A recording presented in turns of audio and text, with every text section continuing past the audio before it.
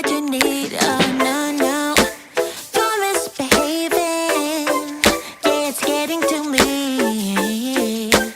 It's never ending. You can give anything, so you can go, go, go. Go, go, go, go, go. Yeah, so I can focus. I just need to focus on myself.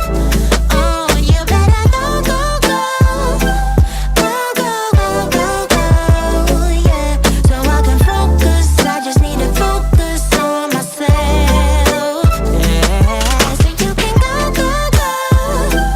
Go, go, go, go, go. So I can focus. I just need to focus on myself. Yeah, yeah, yeah. You better go, go, go. Go, go, go, go, go. So I can focus. I just need to focus on myself, baby, baby.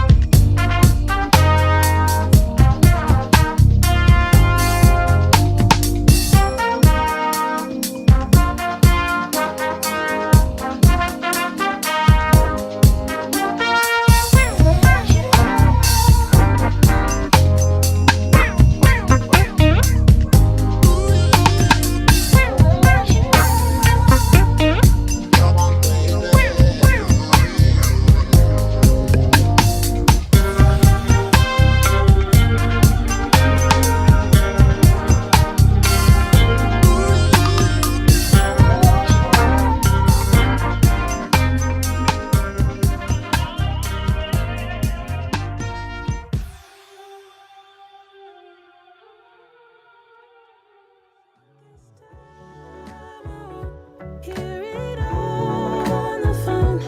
If you got something to say to me, then say it to my face. What it's all about, why you're bailing out.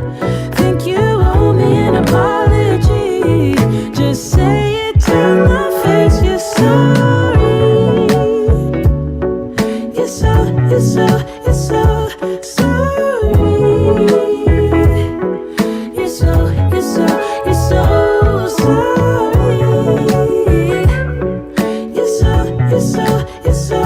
sorry.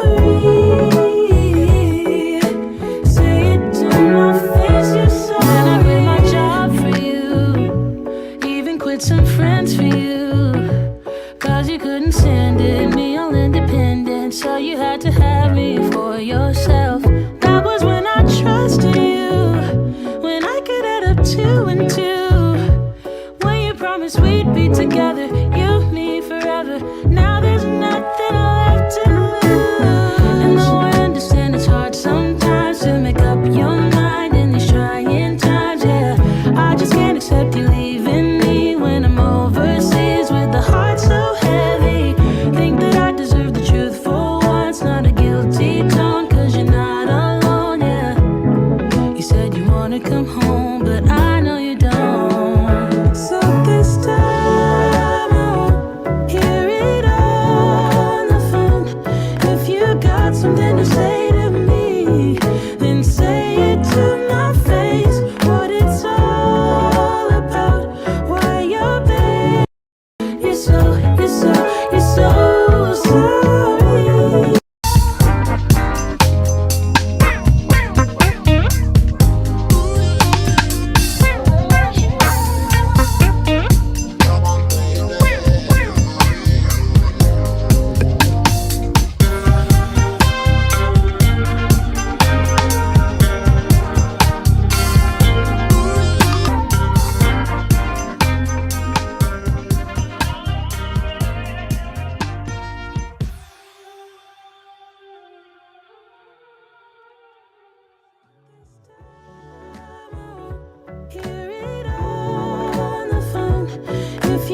got something to say to me, then say it to my face. What it's all about, why you're bailing out.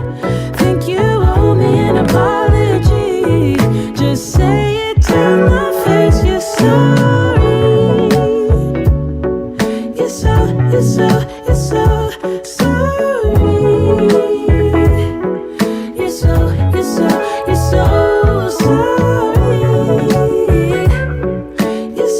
You're so sorry.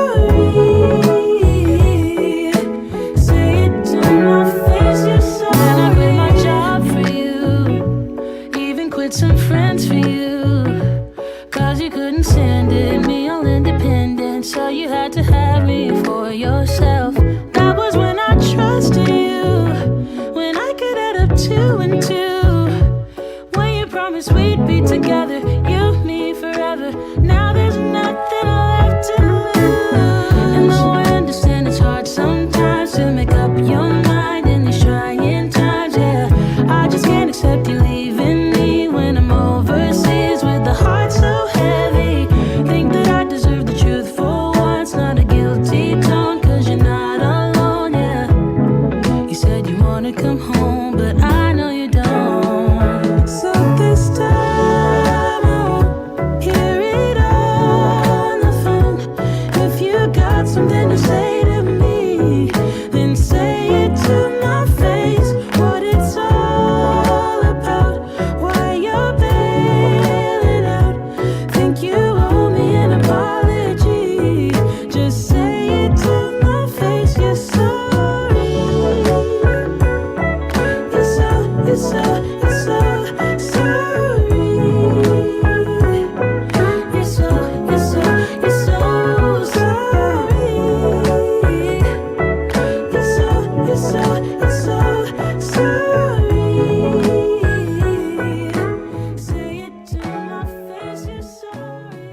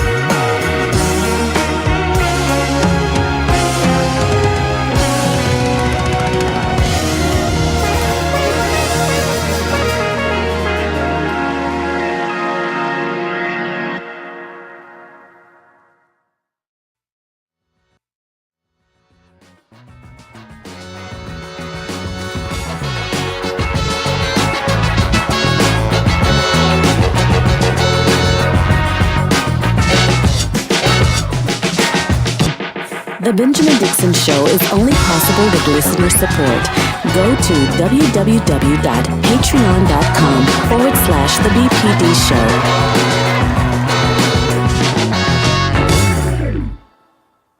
Good morning. Today is Friday, March 11th, 2022, and welcome to the Benjamin Dixon Morning Show. Excuse me. We have quite a bit of news to cover. and I am flying a little bit solo this morning. Shout out to Dr. Carl Mack, who honestly has held it down for us for the last 2 weeks as we covered Ukraine and the invasion of Ukraine by Vladimir Putin. And we make that distinction here on this show because we do know that there is a large volume of people inside of Russia who are standing against Vladimir Putin as much as they can. That said, Dr. Mack has been flying the helm, covering the bases for me while I was away. So I wanted to thank him. He's taking the day off, and he will not be with us next week because of travel and all of the other commitments that he has. But I do want to give him a good morning. This morning, later on the show, we'll be joined by the rest of the team. DJ Exclusive will be joining us. We'll also be joined by Rebecca Azor, Georgia Fort. The entire family will be here, minus Dr. Carl Mack, but that's okay. We will get started. I want to start with the situation in Ukraine just for a moment. From the perspective of the United States, Congress has passed a funding bill that includes aid for Ukraine. Now, this federal spending bill is going to be sufficient enough to keep the government open. And so at least at this time, every year this time, if you will just think of the cycle, every year around this time, we start having conversations about the government shutting down. And it looks like we'll not have that kabuki theater this time around. And that's good because we are facing, obviously, an existential crisis on the international stage. And I really mean that we're facing a changing paradigm on the international stage, and it's one that we should be concerned about. And we're also faced with something else that I want to bring to our attention. Here in the United States, we are faced with a very real coup that is happening in real time. January 6th was not the end. January 6th was the beginning, quite literally. We spoke with Professor Adolph Reed, Professor Emeritus, and he honestly made it clear yesterday, along with several other guests, that what we saw on January 6th was merely a test run. The people who want to overthrow the government, they are not done yet. I hate to be so melodramatic this morning, but the fact remains is that there is a faction of people in the United States in power.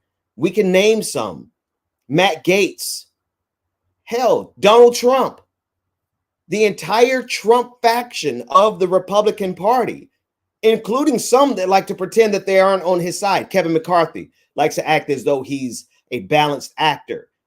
These people are so in line with Donald Trump and his white supremacy. They are so in line with it that they will align with Vladimir Putin. In fact, they have. David, if you could, I know I'm throwing an audible. We don't need it right now, but before the show is over, I want to play back the clip of Steve Bannon speaking with the founder of Blackwater. I believe that's the name of the secret police service, as they were discussing why Americans should support Vladimir Putin. I want to put the emphasis where it belongs. There is a faction of Americans in political, economic, and media power who are aligned with Vladimir Putin.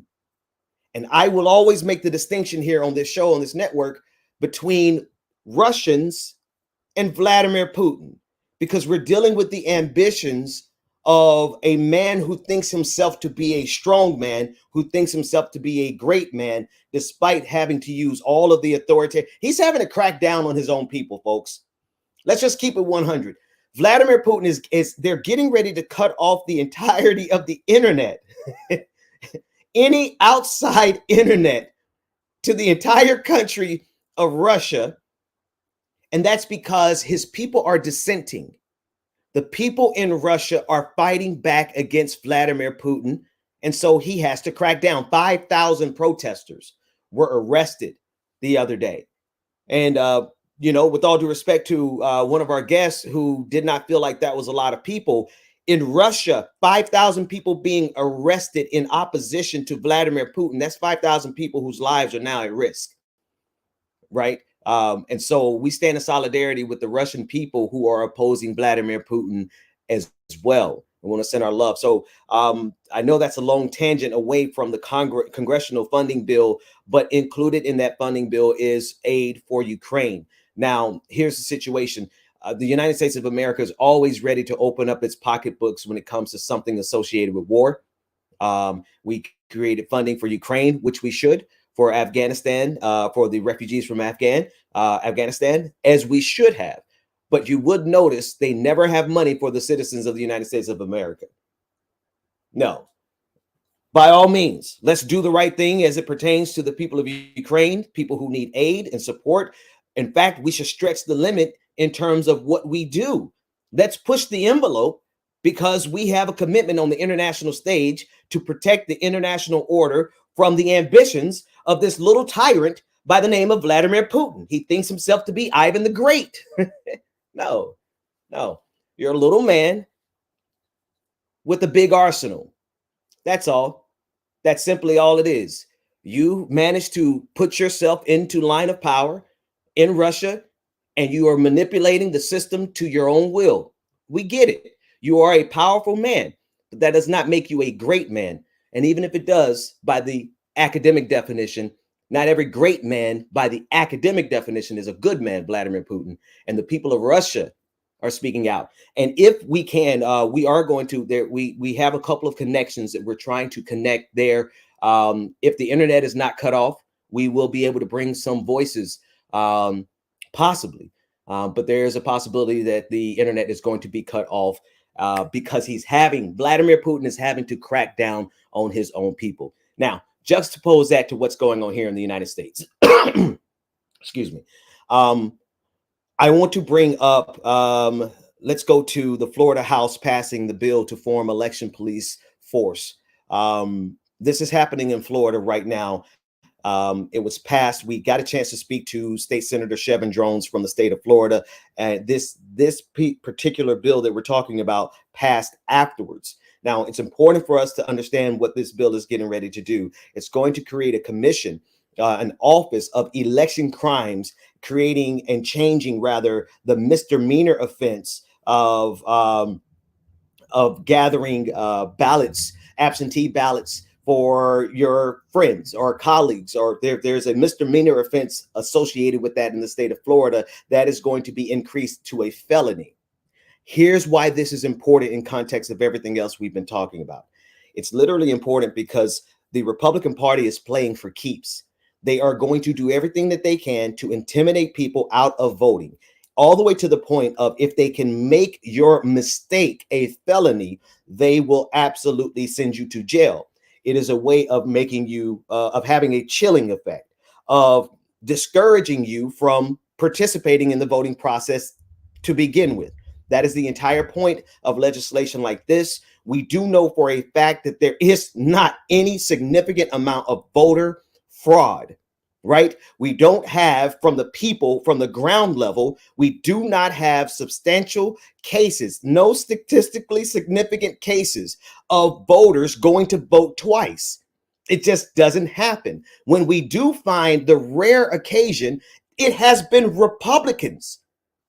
Nevertheless, that hasn't stopped Republicans over the last, 10 years. The most recent, or one of the first instances I recall of this voter suppression tactics being so bold was around 2004, when so many voters in the state of Florida were purged, and I was included in that batch way back in 2004. So they've been playing the voter purge and voter suppression game for some time.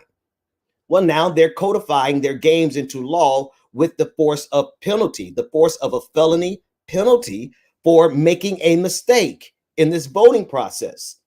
This is all a part of their multi-tiered strategy to take control of this government even further beyond than what they already have. This is the kicker. It's not as though the United States of America is not already serving these rich conservative white men. Can we just be real for a second? The people who stormed the gates on January 6th, you know the saying about the Roman Empire falling and the barbarians at the gate. The irony of it is that they were the barbarians at the gates of their own empire. All of those aggrieved, well-to-do white men well-to-do enough to have the souped-up pickup trucks and take a whole vacation, probably slept at some pretty decent hotels and ate at all the buffets that they could eat at. They had enough money to go on this joyride of January 6th. So they were well-to-do enough because this country serves rich or well-to-do white men, conservative white men in particular. So how ridiculous is it that the very people who were storming the gates of the empire that serves them, well, that's the sentence, right? It's ridiculous. This empire serves, the United States of America serves the very men who thought that they had to overthrow it on January 6th.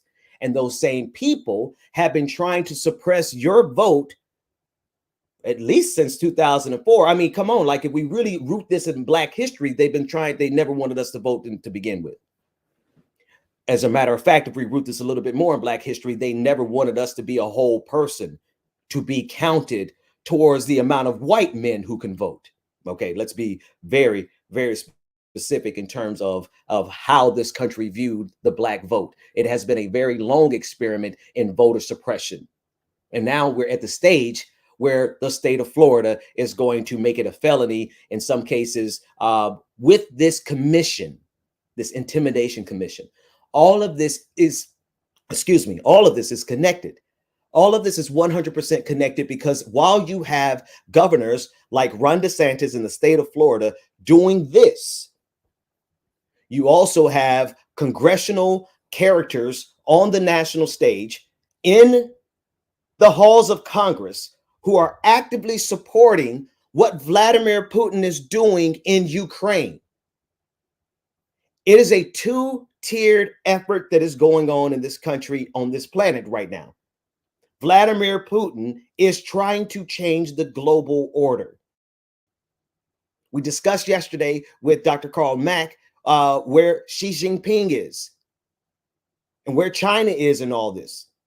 And as it stands right now, it appears as if China is going to stand by and allow Vladimir Putin the opportunity to change the world order. Well, folks, listen, I need you to hear this very clearly. What happened in Ukraine is not impossible from happening in other countries.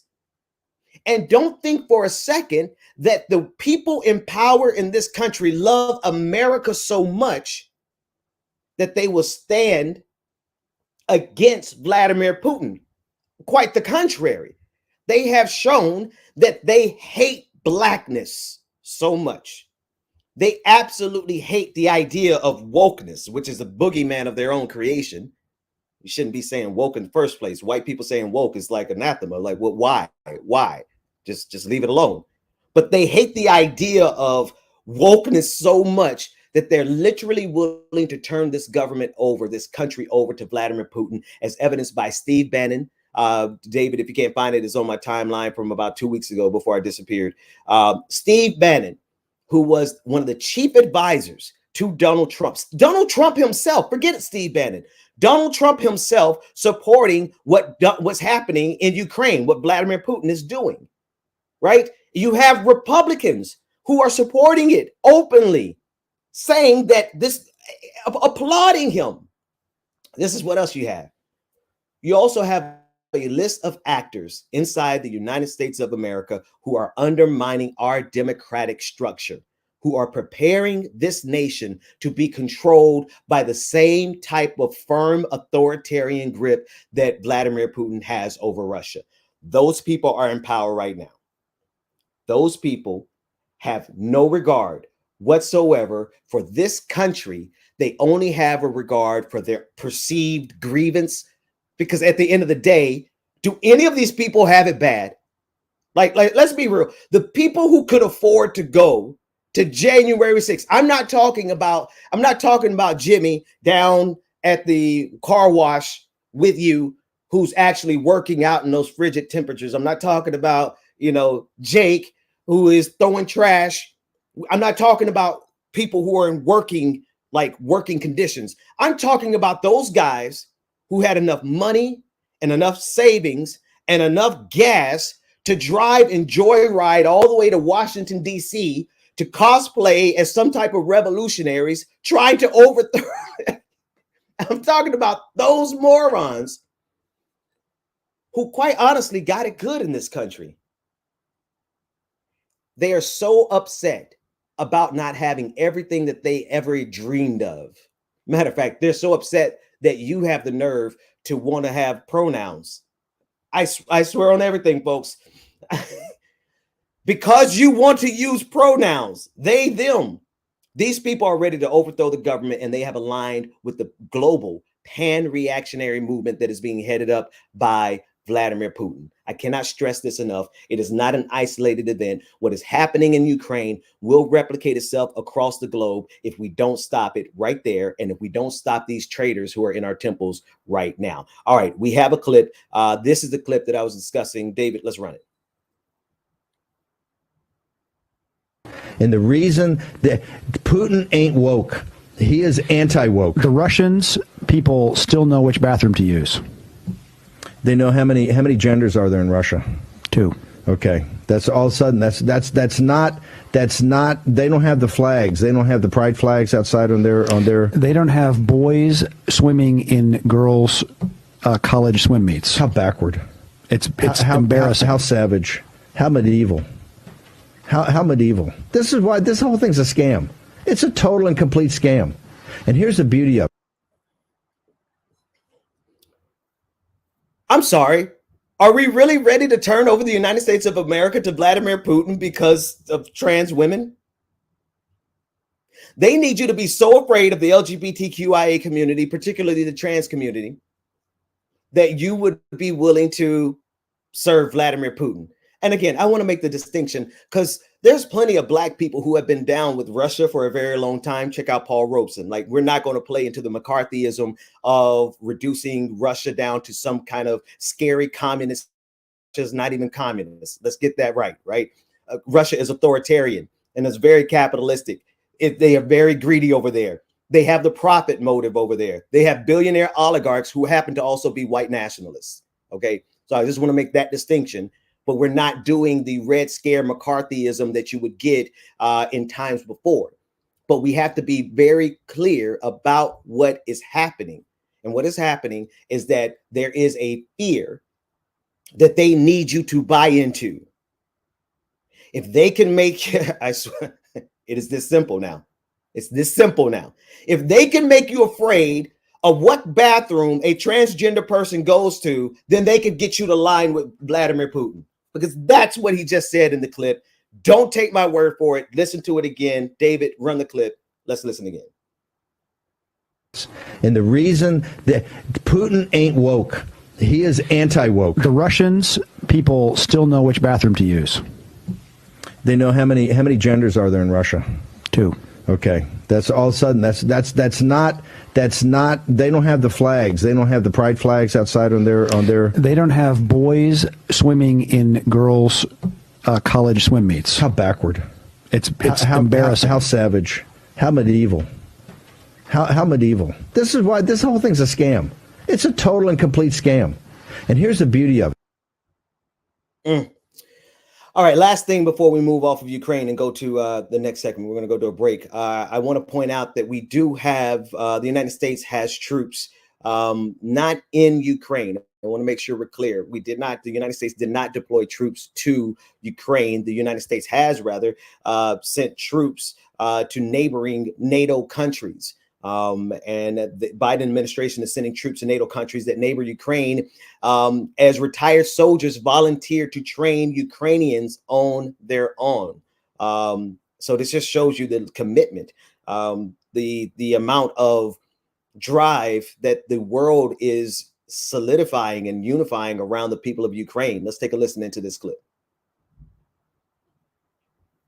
This morning, American troops far from home, training in Latvia alongside NATO allies, the last frontier between Russia and the West. The battlefield scenarios these war games are simulating are entirely real. It's a little over 100 miles from here to the Russian border. When President Putin says that NATO's expansion into Eastern Europe threatens Russia, this is what he's talking about. But NATO says it's a defensive alliance and that these troops pose no threat. Last month, the U.S. sent an additional 7,000 U.S. troops to Europe to be ready to assist NATO's response force, activated for the first time in its history to defend NATO territory. Attention! The U.S. deployed about 800 troops to the Baltic nations of Latvia, Estonia, and Lithuania as Russia moved into Ukraine, plus Apache attack helicopters made in the U.S. The Yanks are coming. Former U.S. soldiers are signing up to fight the Russian military.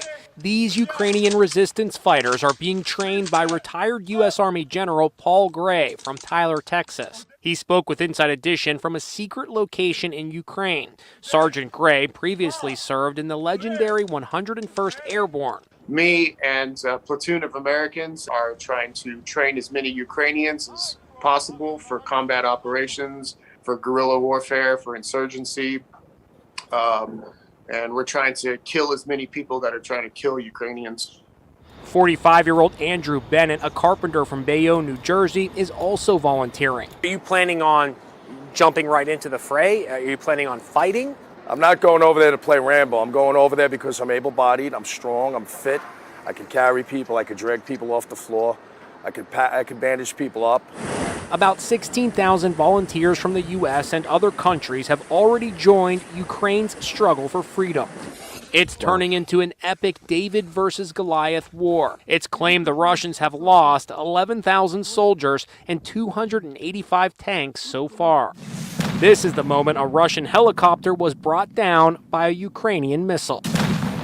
Thousands of civilians, mostly women and children, are fleeing the fighting under artillery fire.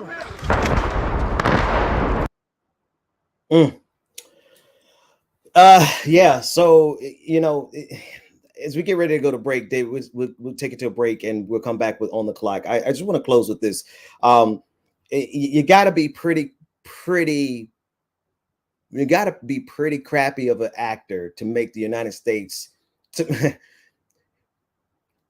You guys are making this toxic part of America, you know, Ramboism. You guys are making that palatable again, Vladimir Putin. And we came out of an era where that entire tough macho Rambo guy thing was properly exercised out of the discourse. But I'm gonna be honest with you, because I know that if we don't stop Vladimir Putin in Ukraine, it is going to spread further. And because I know without a shadow of a doubt, we have traitors in our temples in Washington, D.C. Traitors who are willing to 100% align with Vladimir Putin. They're already in our media. Fox News is it's at the beckoning call of Vladimir Putin. Let's just be honest with you. Part of why we are where we are is because Tucker Carlson carried the Russian talking point all the way until it was too late.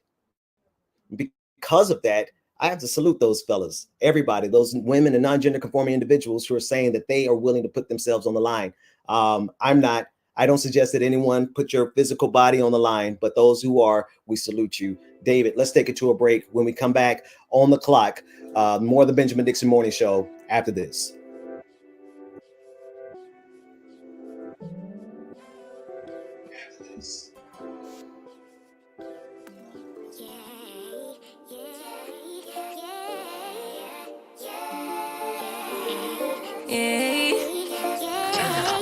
Bad little flex, she wanna know me. I stay low key, all gas, no breaks, baby, let them hoes sleep. Body on 10, make your girl OD. I get in my way, never out of my lane. Feel like you the one and I'm on one. So what it's gonna be? Baby, squad up, we finna go deep. Riding on a team, got what you need. Baby, won't you keep me company? Give me something to do when I get lonely. I got something for you when we get home. If you let me put it down. Good morning, everybody. Happy Friday. Y'all know who it is. It's your boy James Lovell Williams, DJ Exclusive, is in the building. Shout out to everybody in the background, man. Shout out David and Dwayne. I'm sorry. David and Ben. Y'all make sure y'all stay tuned, man. We got more coming up next on the Benjamin Dixon Morning Show. On the Clock and starting next, y'all. Good morning, everybody.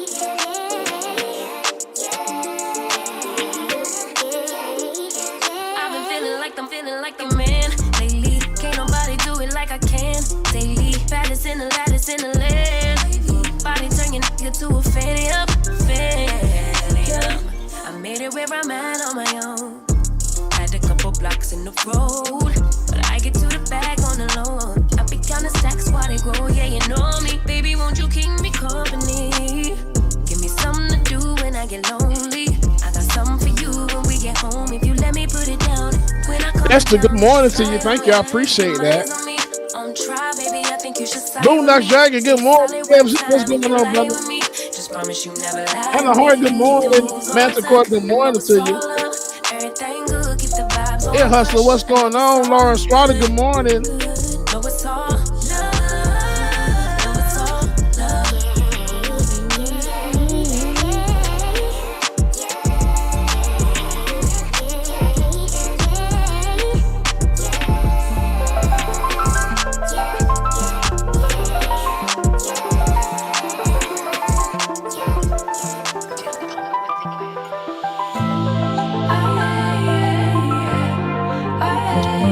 Y'all, good morning, y'all again. Yep, I am feeling better. I can't see you stupid. Am I done being fast? I wish. Yeah, I'm feeling much better, y'all. Much better. I appreciate y'all so much, man, for checking in on me as well, too. This is one of them days I just wanted to lay in bed and not move, and that's exactly what I did. Oh, it feels so good to take you off the pedestal. I don't know what I was thinking. Let it be more than drinking and going back to Becky P, Mary C, good morning. Big Peace, good morning. Brenda, good morning to you. Jason Marks, Six Dragon Daddy, good morning. Juanita, good morning. Shout out to everybody, man. G-Man, what's going on? Matt, good morning, Matt. Letter hat. Good morning, Mom and Daddy. Love y'all, meet it.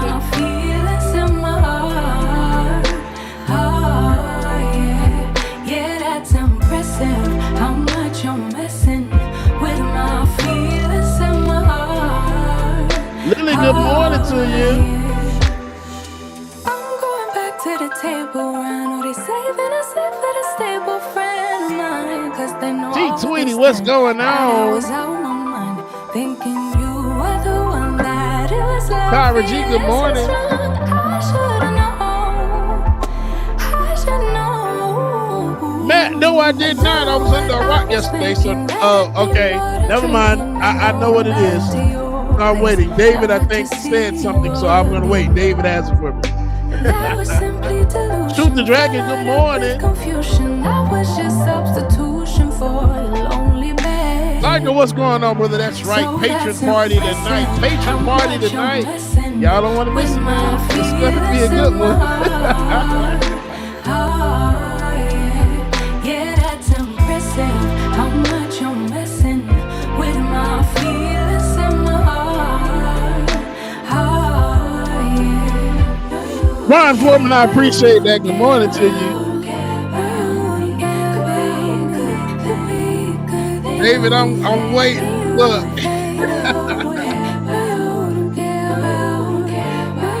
Derek Fuller, good morning.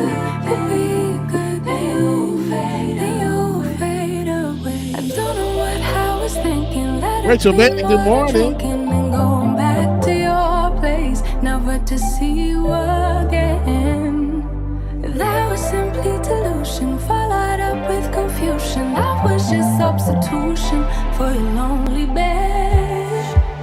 So Oh, Booker, good morning. Wait, now y'all know I gotta go scroll and see. Oh, it's Truth to Dragon. What did the ghost teacher say to the class? Look at the board and I'll go through it again. Really? OMG. Amber Layla, good morning. Jago, good morning to you. Iris, what's going on? How much you messing with? I gotta hit the beat. How much you messing with? I gotta hit the beat. How much you messing with? I gotta hit the beat. How much you messing with? I gotta hit the beat. I gotta hit the Snack Panther, what's going on? So you going to hell? beat. I gotta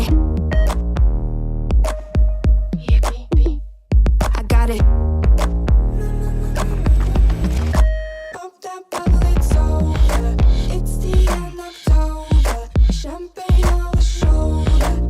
This is my exposure. Pop that bottle, it's over. It's the end of October. Champagne on the shoulder. This is my exposure. Pop that all night long. kicking in. Beef with all the girls, bullshit dripping off the chin. All night long, but the feeling keeps kicking in. Beef with all the girls, bullshit dripping off the chin.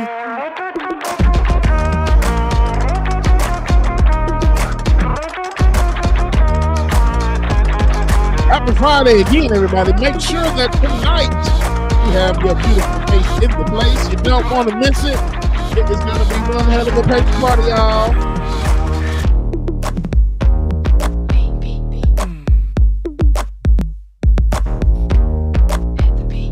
I gotta hit the beat. I gotta hit the You drop this. Yeah. Running right, good morning. Nick, what's going on? I appreciate you. Limited edition of some missing classic shit. I know that you're feeling it. Feel mad, cold nights feel heavy. Same place going in the heart of the city. Nitty gritty feels iffy and the eyes feel shifty. The shit we're in, yo, it's all mad risky. all night long, but the feeling keeps kicking in. Beef with Listen, sissy, good morning. Yes, you can. It's Friday. You feel like you got the club all the time. That's what we do around here, you know. Beef with all the girls, bullshit dripping off the chin.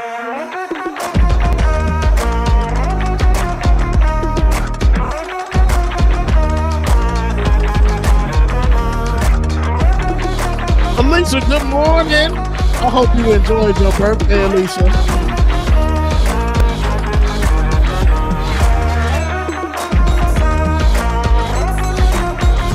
All right, y'all. Now I think it is time. Let us start my paper party music.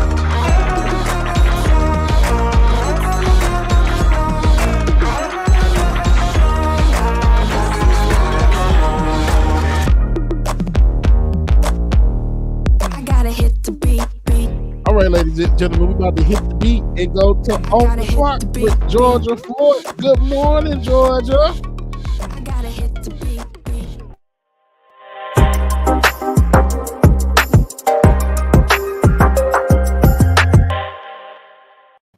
Good morning. We are here in Minneapolis where teachers are on day 4 of their strike. And from our understanding, there has been a deadlock. There is just no budging on either side of this issue. Teachers remain committed to the demands that they're asking for, which are, of course, better wages, smaller class sizes, and more mental health support.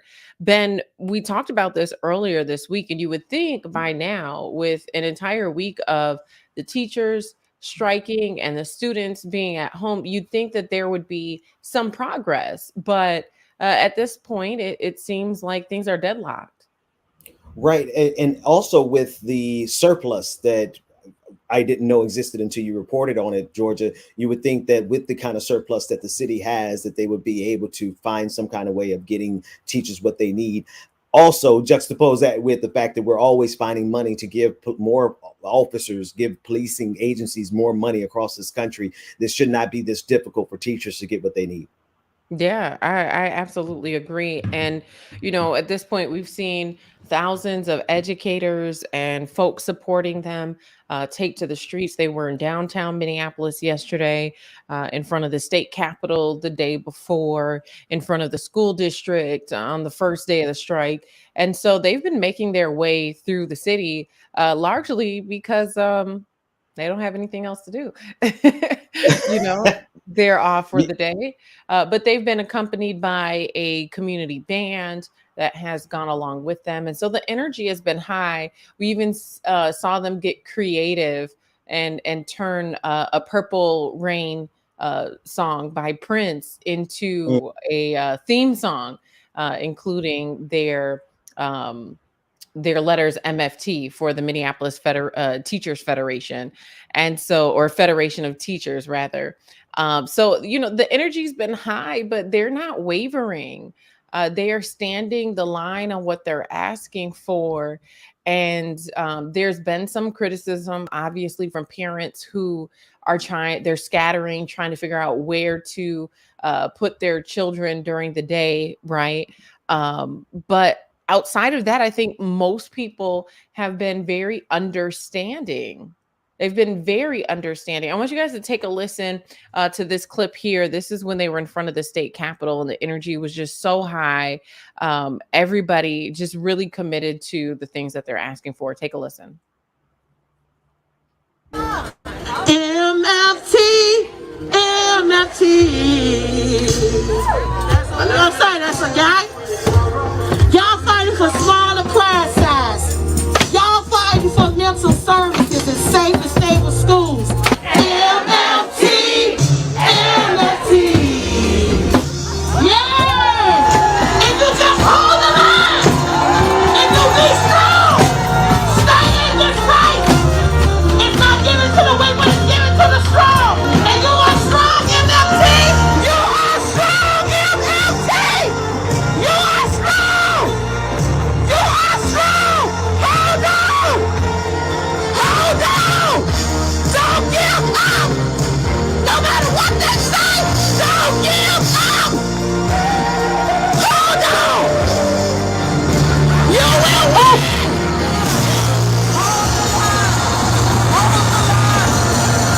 Hold the line. Hold the line.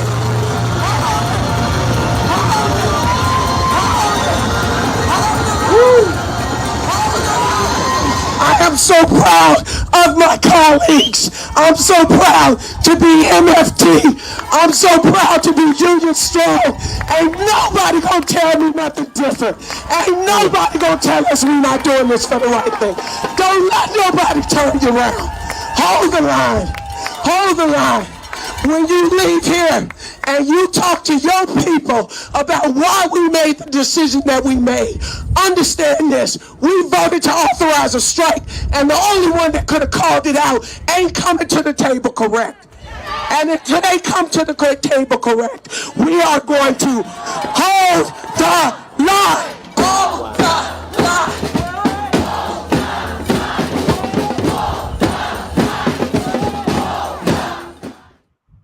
Wow. You know, as you saw, a sea of teachers, educators out there, and Marsha Howard, who we heard from last, is one of the lead organizers at George Floyd Square.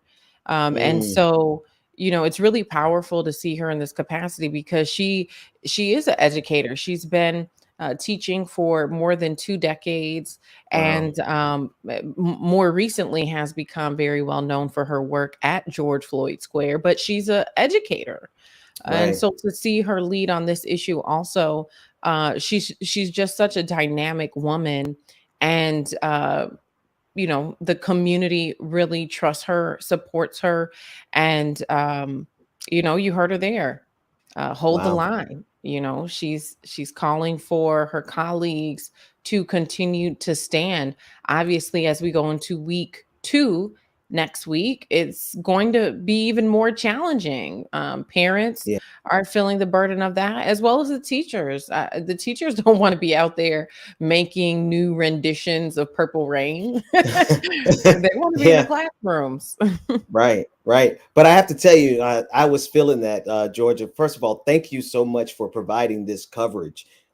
This is original coverage from your team, and I want to make sure everyone understands that. Like, this is the only reason we know about this is because you're putting light on it for us. So thank you for that. And then secondly, like, the energy there is something. It was just, I could feel it through the video itself.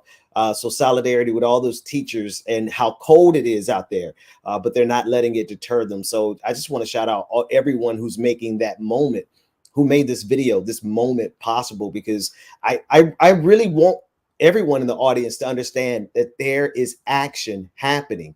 People are on the ground fighting back, and these teachers are the best example of it. Yeah, well, and Ben, this is just a microcosm of what's happening across the country, right? When you look at the numbers, we've talked about the Great Resignation. I think 47.4 million people quit their job last year. In November alone, almost 5 million quit their job. Yeah. You know, and I think people are doing that in a form of protest. As we're looking at that story right now, the Great Resignation, just 4.3 million quit their jobs in January alone, Georgia, to highlight what you're saying. So in 2021, we had a massive amount of people who stepped away from their jobs, some as a form of protest. In the month of January, 4.3 million. And this is according to the U.S. Department of Labor's report issued this past Wednesday. That level is near a record set in November. There were 11.3 million jobs opening, just shy of December's record. And again, this is according to CNBC. So Georgia, it's the people. I do believe the Great Resignation is a way of the people protesting harsh treatment, unfair wages, as well as being exposed to this pandemic in ways that they should not have had to be exposed. But a lot of corporations insisted on people coming back to their offices, coming back to these cubicles, and the pandemic wasn't over. So some people are having to make the hard decision to leave their jobs. And so there are millions now, and it's called the Great Resignation. It's not letting up.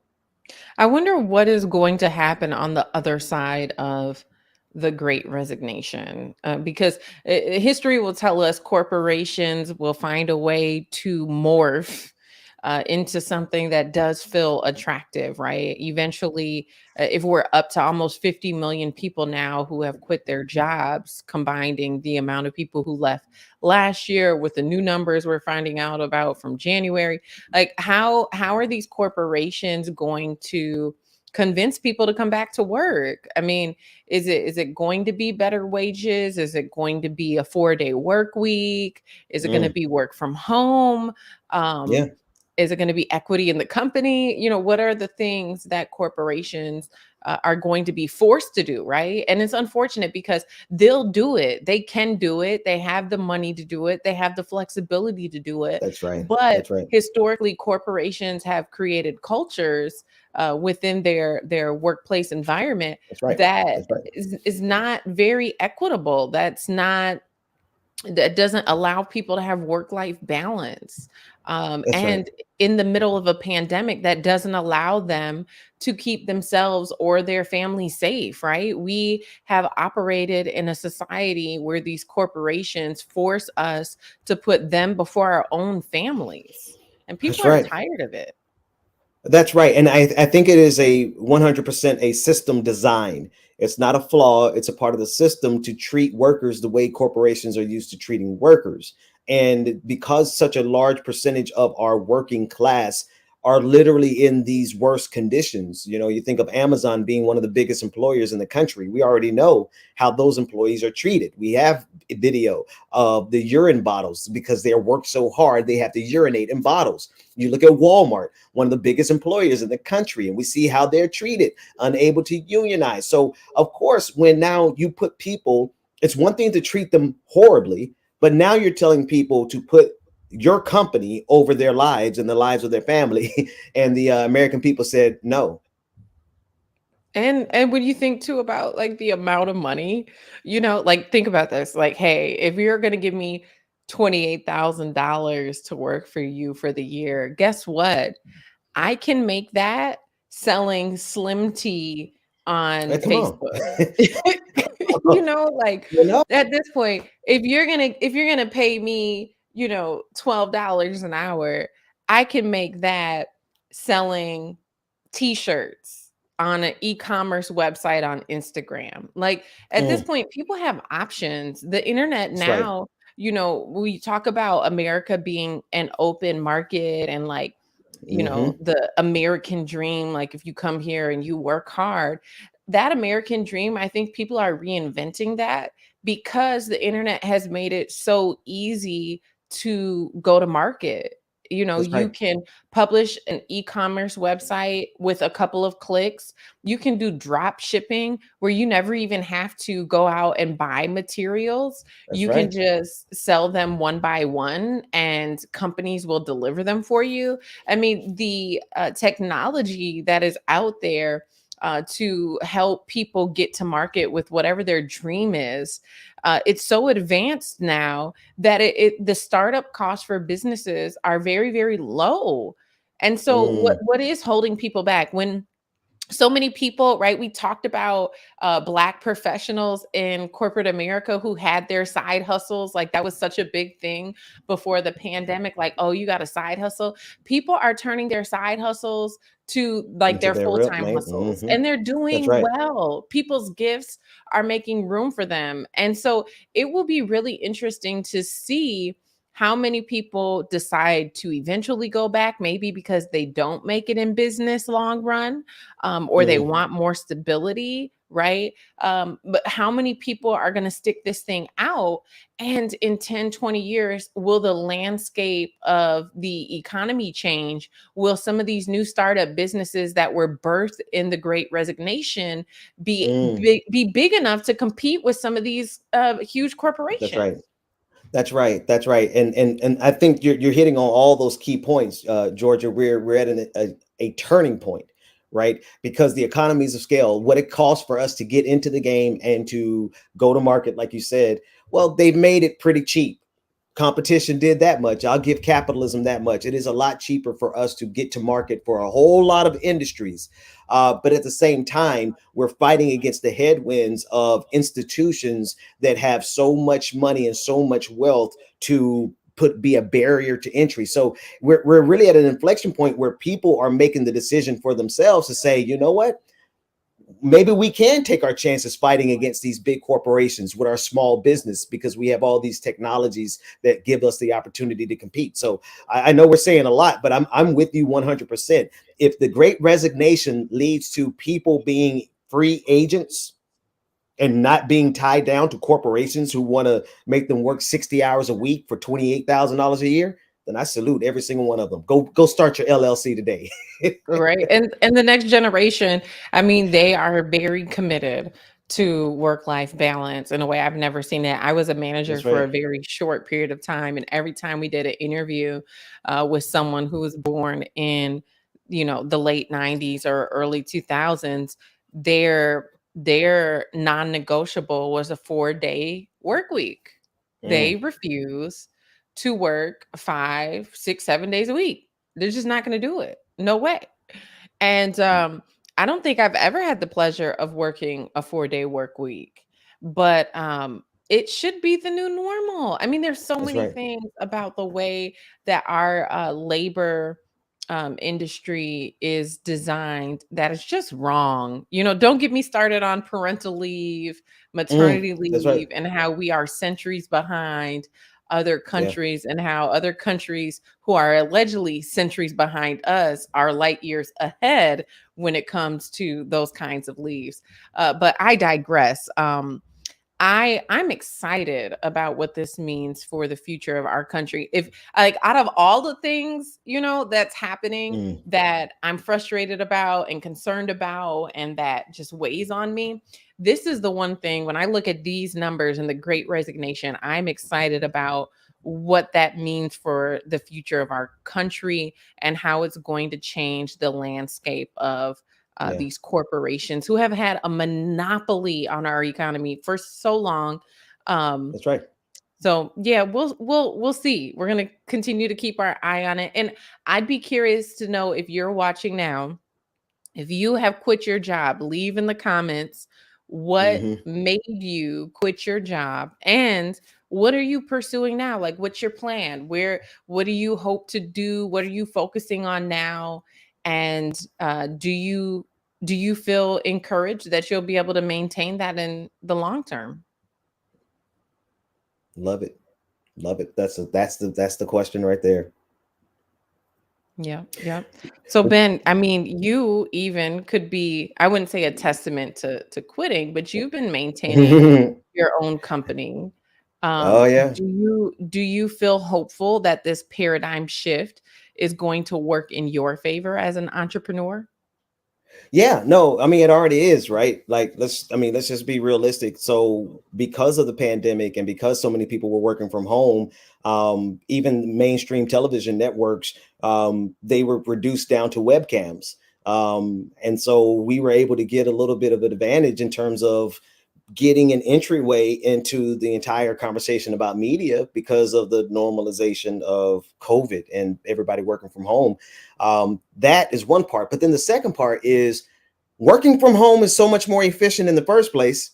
The water cooler is cool, but I'd rather go to my refrigerator, right? And go right back to work. Like, I'm the type of person, if you let me loose at home, I can accomplish anything. But if I got to spend an hour in traffic going, an hour in traffic coming back, and then I got to waste all my money eating in the cafeteria, whatever built, there's just so many inefficiencies with going to work. So I'm hoping that this paradigm remains, because I think it gives everybody the chance to spend less time working, but have more quality time working as well. Yeah, I mean, it leveled the playing field in a lot of ways. That's I know right. for me, I actually made a conscious effort. It was a little bit different than yours. Like, so I saw TV digress, like everything, the value of the production quality went down on television dramatically, because people couldn't be in their studios. They couldn't have live studio audiences. They didn't have like the fancy lights set up and, all of the equipment. They were brought down to, like you said, a webcam in their home. They've got dogs barking in the background.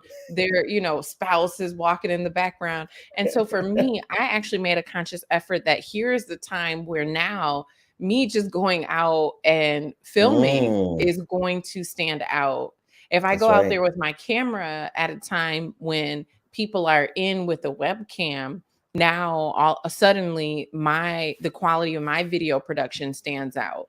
And so I actually made a conscious effort to lean in to, going out, even though it was in the midst of a pandemic. But as a storyteller, I could never reduce myself to Zoom interviews because of the fact that I can't, like, I felt like I couldn't afford to do that. They could afford to do that. They'll maintain their audience. They have the money, to mark themselves.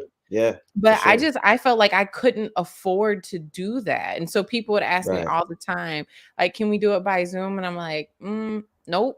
I couldn't, doing this show. I still feel like it's very dynamic, even though, it's virtual. We have our B-roll in our studio and, whatnot. But in terms of like what we just saw with the teacher strike, you can't capture that over Zoom. That's home. Something you have to be out in the community. And it was really dangerous, but it did level the playing field. And now as, more TV stations and production companies are going back out, I would say that what I'm finding is there is this push, and not because of the pandemic, but I think more so because of George Floyd and the conversations around racial equity. I think now there is this push to support Black media and to support Black-owned companies.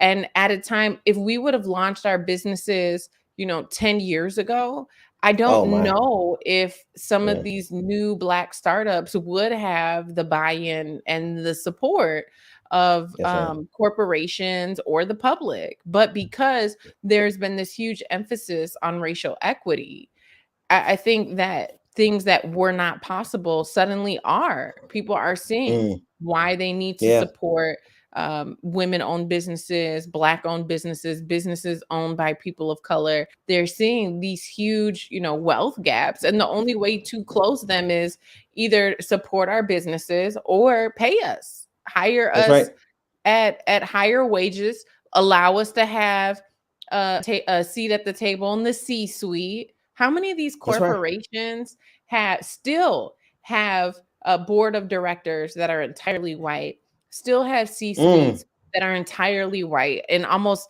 entirely male dominated? That's right. Right. That's right. And so even when we think about the Great Resignation in terms of, the corporation structure, they need to start promoting people. They need to start putting people in position to not only have higher wages, but have some say in the culture of the company.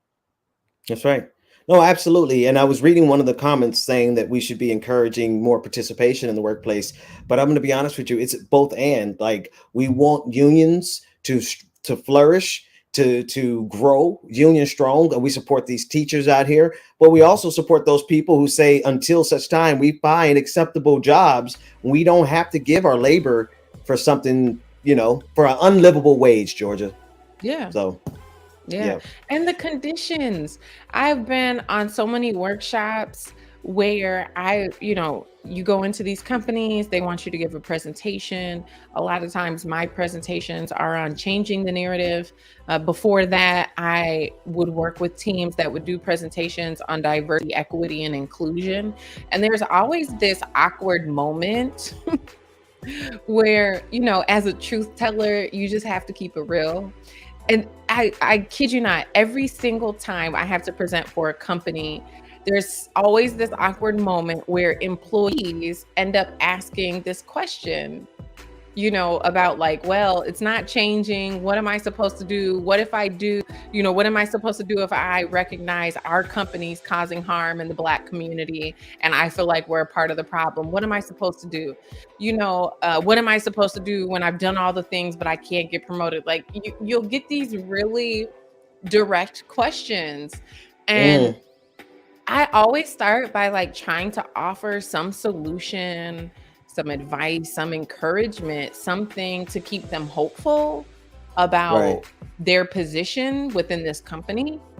But then there's a part of the answer that always ends with, and if it doesn't work, then just leave.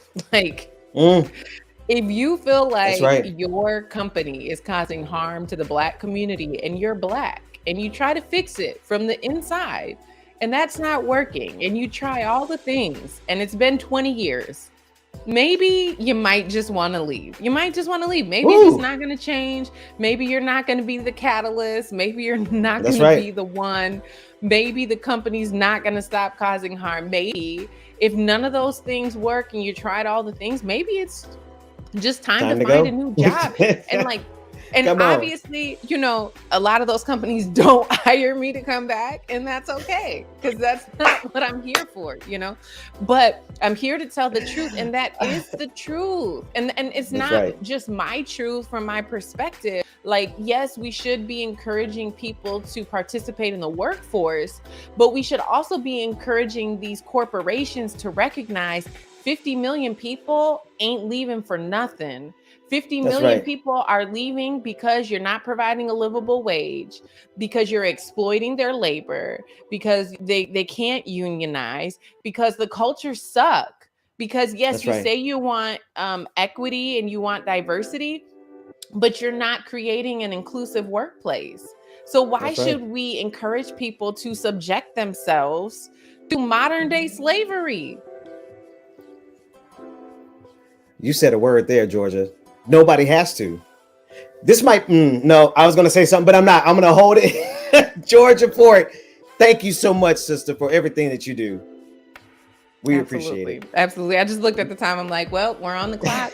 It's Friday. Oh, don't get me started. It's Friday. I wasn't going to stop you. We'll be back, folks. More of the Benjamin Dixon Morning Show after this.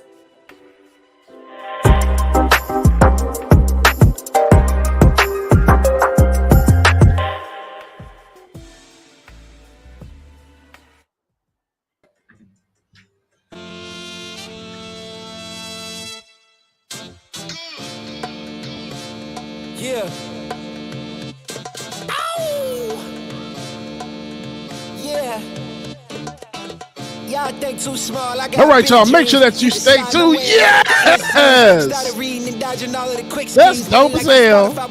David, make sure you send me that so I can post that everywhere. That's going to be my new screensaver. Shout out to the letter hack who did superheroes your boy up. See? That's what my costume looks like. I appreciate that, letter hack. Shout out to you, man. Damn it, that's awesome.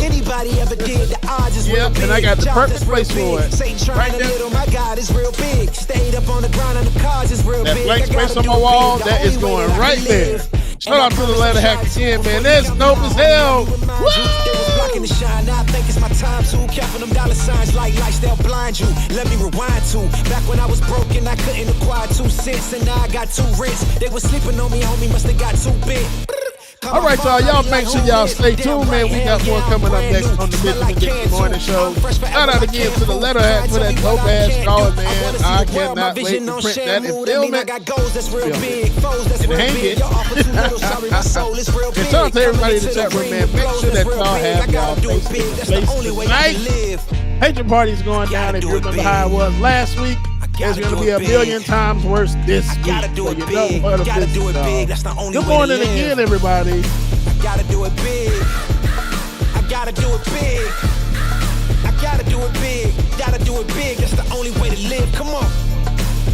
Yeah, come on.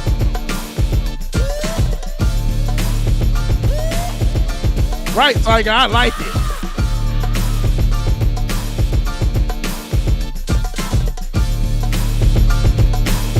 Shout out brother Lateef in the building. What's going on, Lateef?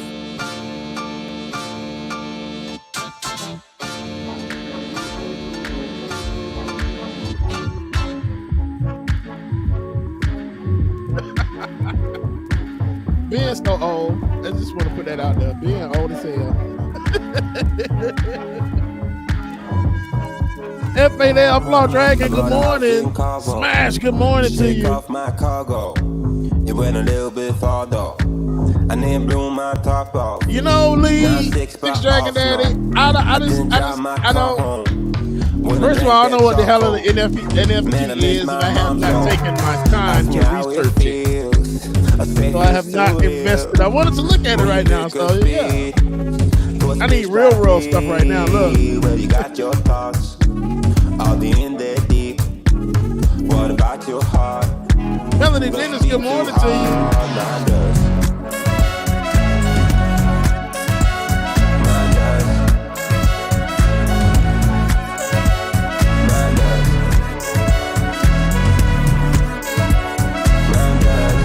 And shout out to our brother Chuck Deucer, man. Shout out Chuck Deucer. And if y'all can, we do want to help and support our brother. We have heard from here is doing pretty good, but you know, like everybody, we can all use a little help, man. So if you can, if you feel like you have the power to, like I can as well, I'm going to do what I can. $sign Diesel9, $sign CHUCKDIESEL9. Gotta help our brother out, man. If you can, I'm gonna do what I can as well too. Shout out Coach Diesel, man. We love you, brother. If you need anything, let us know. Environmental Coffee House, good morning to you.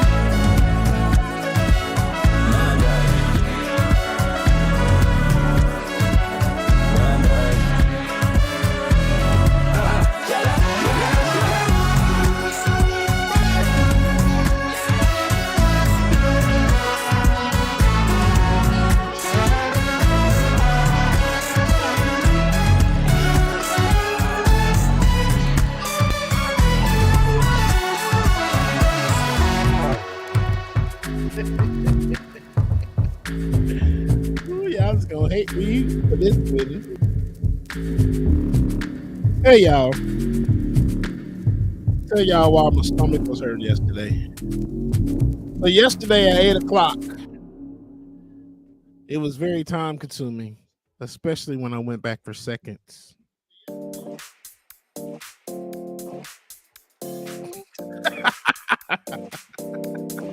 All right, y'all, we coming back with Like It or Not momentarily here. Rebecca Azor will be joining us momentarily. But until then, we're going to come back with Benjamin Dixon. Don't work too hard, my break Benjamin. Return of the Mac, the king is back though. Corvette and cash. Like It or Not with Benjamin Dixon starts now.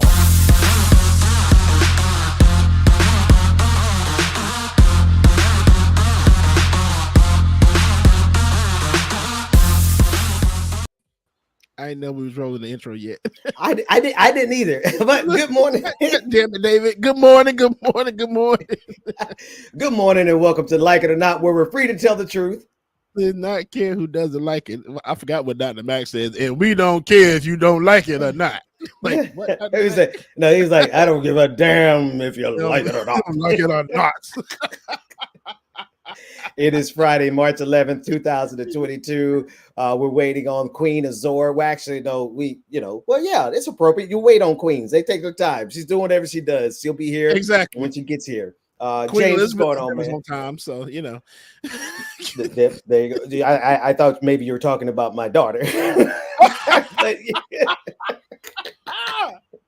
Let me find out she's starting early. I thought because she's never on time either. Like she runs on her own schedule. Like, you understand? So we just kind of come to terms with that at this point. So I'm well rehearsed for Rebecca. I'm well rehearsed for Rebecca's time frame. So that's hilarious, dude. What you been up to, man? Glad to see you doing better, man. We missed you yesterday. Man, just working like a slave and just doing everything I need to do. But yeah, man, I'm here. I'm good.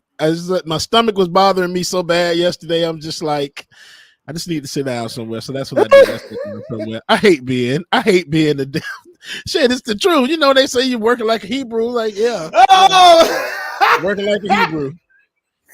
Like, I see what they mean. Sometimes. Well, you said it. Wait. You said it the first time. I'm like, okay, he made it without saying it. Oh my goodness.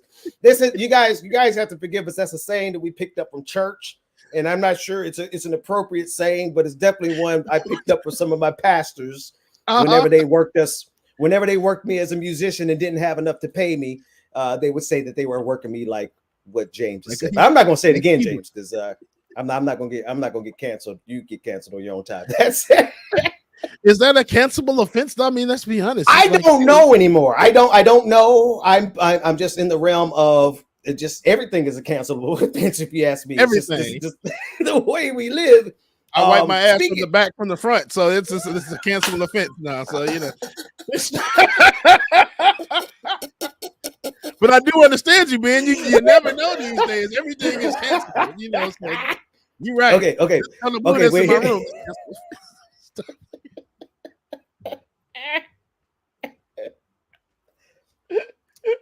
I didn't say it. They didn't I just try to I just tried to provide cover for my brother, who hasn't been in these political fields as long as me. Ben tries, but goddamn it, good luck with that.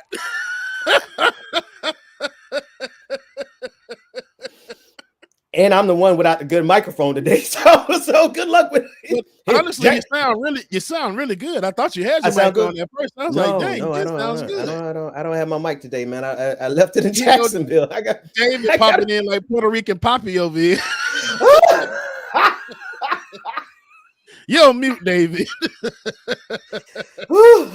I figured I'd give you Jewish cover. Thank you.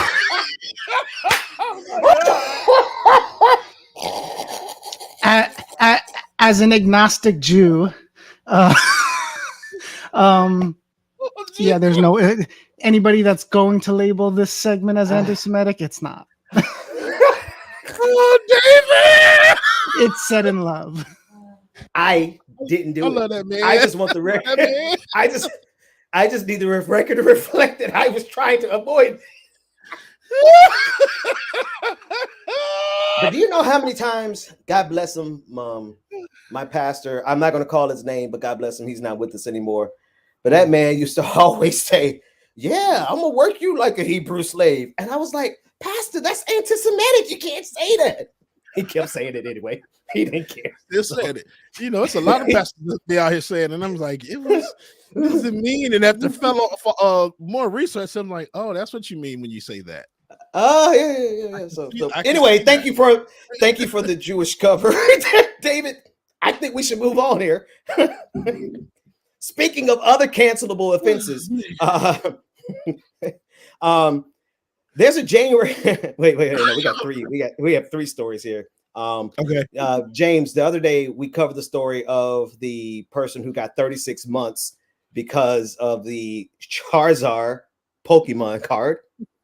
Using the somebody used $57,000, I believe, was dollars of their $80,000 loan to purchase a Pokemon trading card, and they got 36 months in jail because of it. There's another one, cheese fraud in Brownsville, Texas. Texas women have been sent to prison following their convictions of conspiracy and committing $1.2 million in food stamp fraud. But here's the thing, it was cheese. James, it was Ana Rioja, 51, and Maria Consuela de Urano. I don't know why y'all put their names in there because you know I was going to mess them up.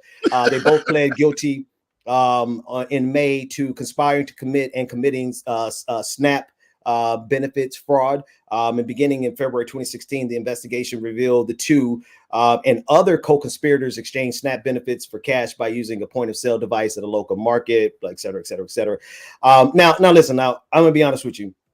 It's the fact that this focused on the cheese part that got my attention, because I don't want to bring light to the fact that, you know, people do what they got to do with the SNAP benefits. So that part of the story, I'm not particularly interested in solidarity with people who know how to work the system.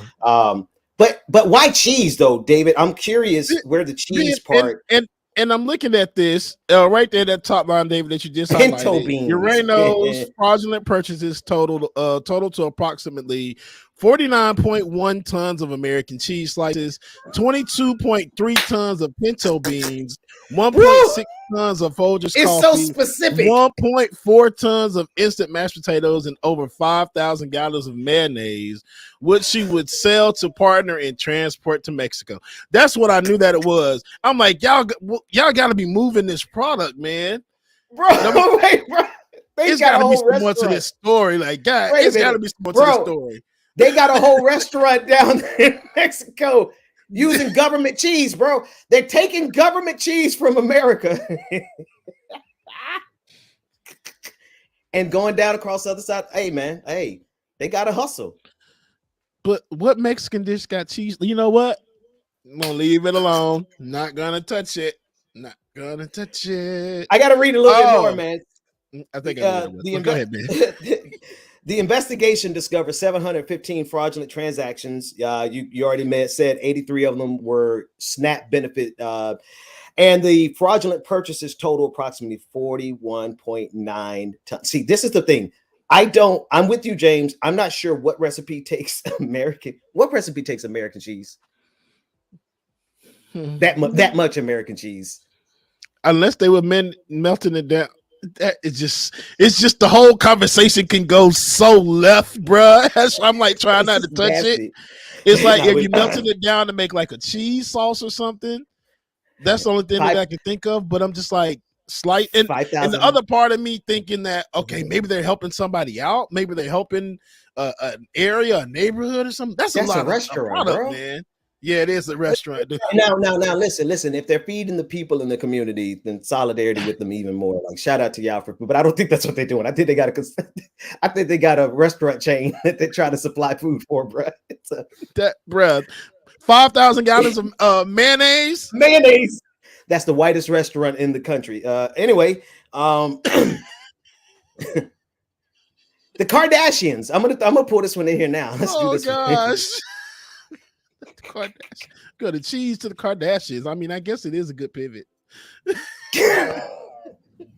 The consistency is the same. Anyway, get this guy off the screen, please.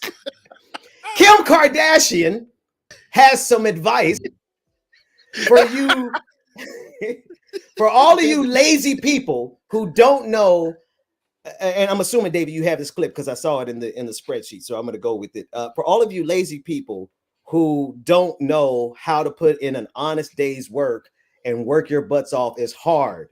I'm telling you, as hard as Kim Kardashian. David, you better have this clip. Take a listen in.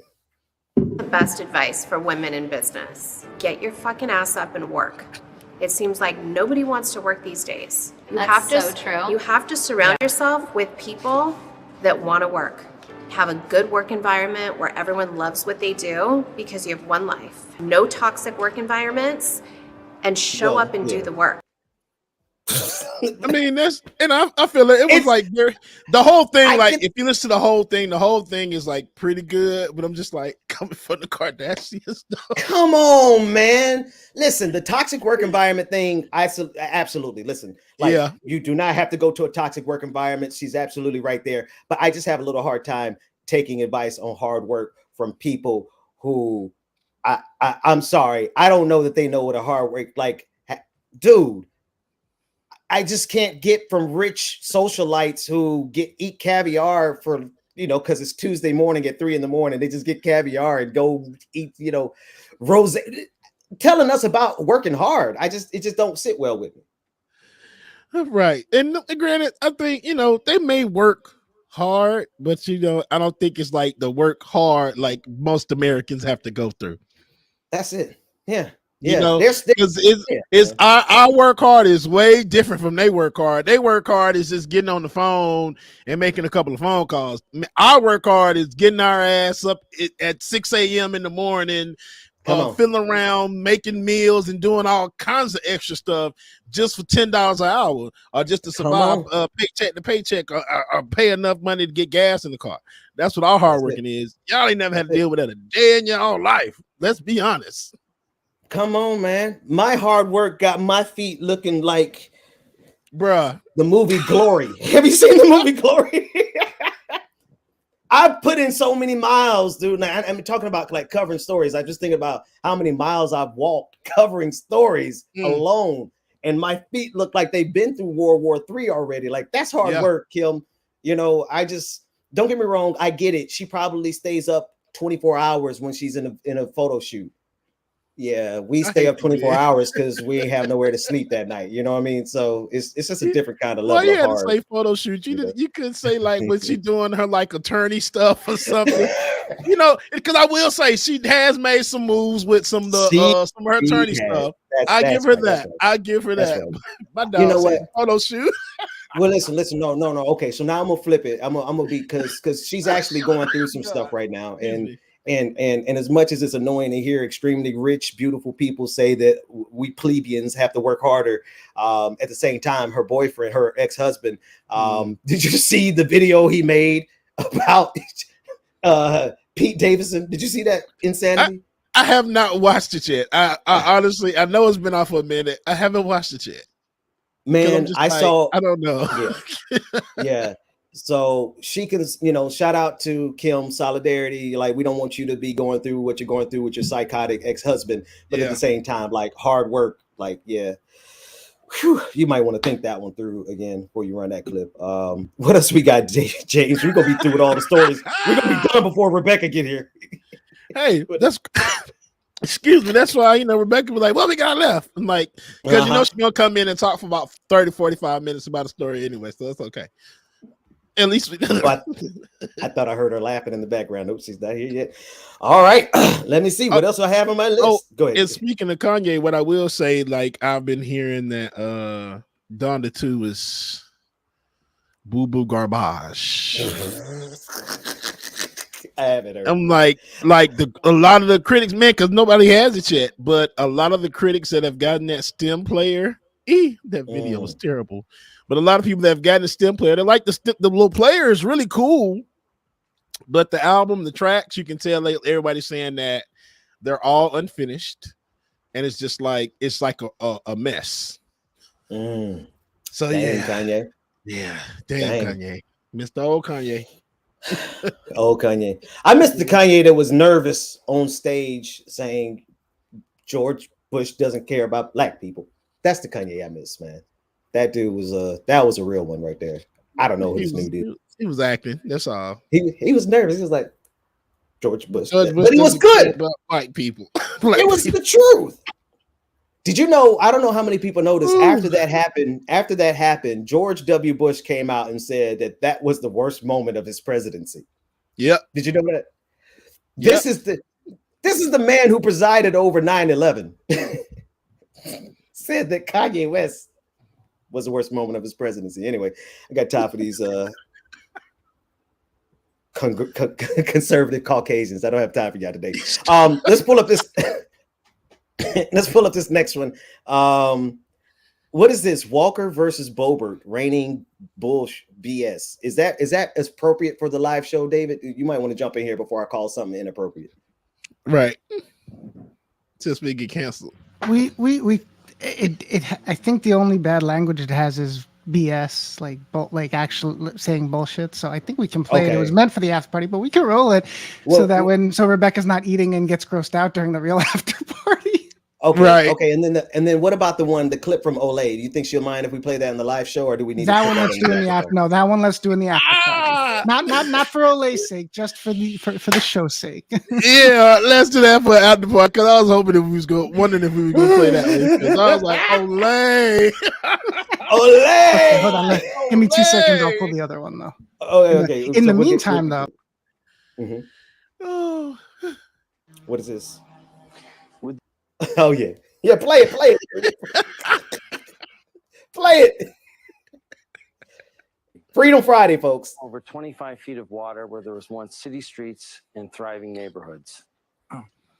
I hate the way they portray us in the media. If you see a black family, it says they're looting. See a white family, it says they're looking for food. And you know, it's been 5 days because most of the people are black. And even for that boy, so listen, he was spitting the gospel truth. Even for me.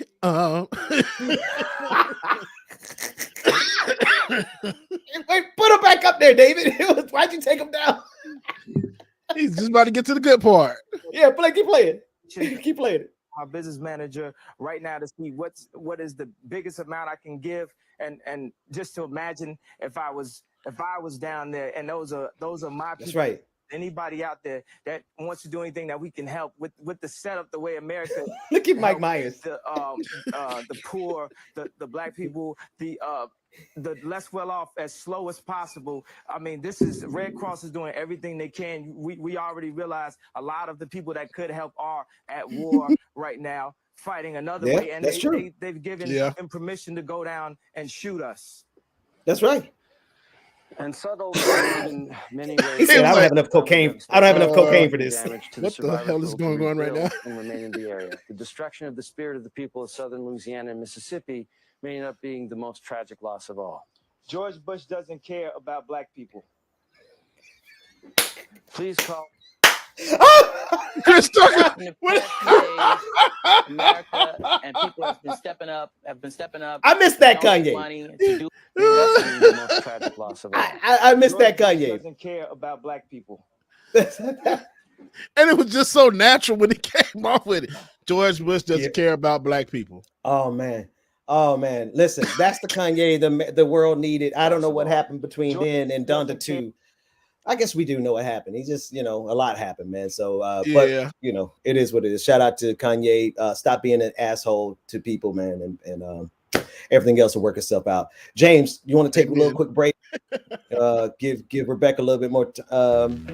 What's that, David?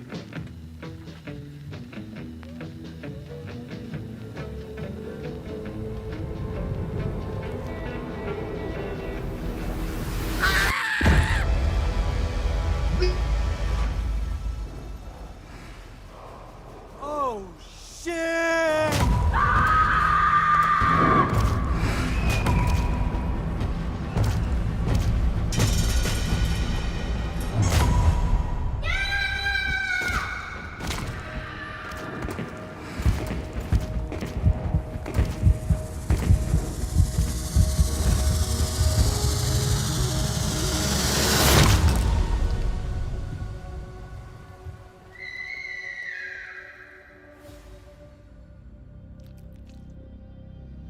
We are real Coloradans. We deserve a living wage, small government that actually works, and freedom of choice. Instead, we have bullshit.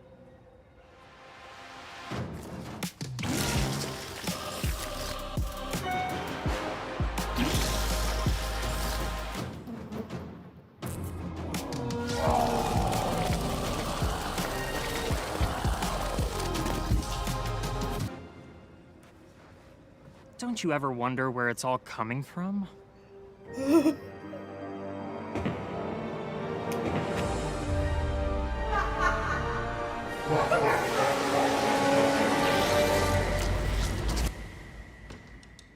Colorado needs a bull, not a bullshitter.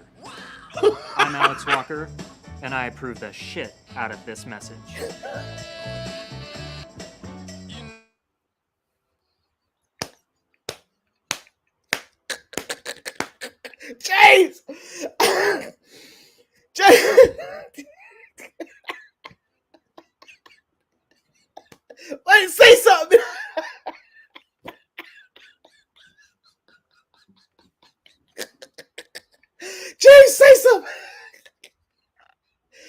I am speechless. Oh, what the hell is that? These politicians ain't holding no punches, huh? They got no. They got no chill. Oh man, that was some I shit. did not. Take us to a break, James. We'll be back. I don't know how I'm supposed to. Okay, I think I got it. Oh my God. Somebody I got a in headache. one place. Lauren Boebert, bro. The Lauren Boebert.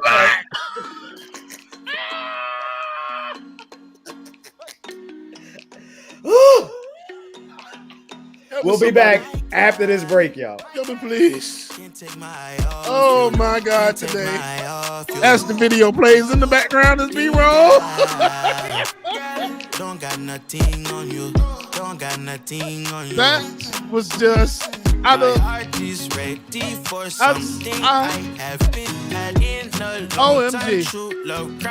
OMG. That's all I can say at this point. Let's slow down. Wow. I can see behind that broken smile. Nice, sweet. That was dope as hell, though. Walking from Colorado. You know what, David, what we need to pull? There is a guy running for, oh my gosh, I can't remember if he's running for mayor or what he's running for in Louisiana. David, can we pull his ad as well, too? Because this black man, when I tell you, it's not a shit starter, literally, but it's like something we can get behind. I really think so. David, you know who I'm talking about. Good morning, Miss Sophia. Hey.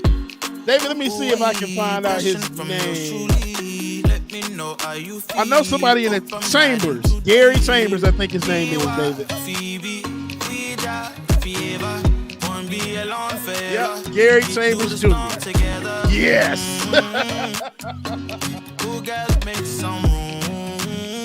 That is my dog right there.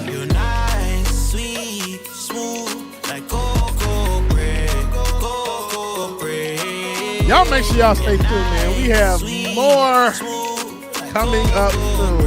David, that may have been it, but I don't know if we can do that one.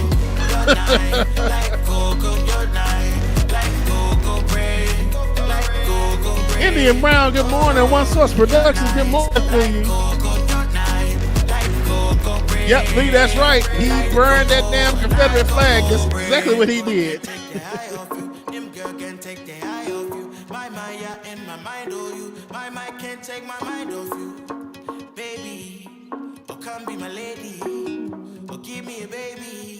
Tonight, y'all, tonight it goes down. Patron party. You don't want to miss this one.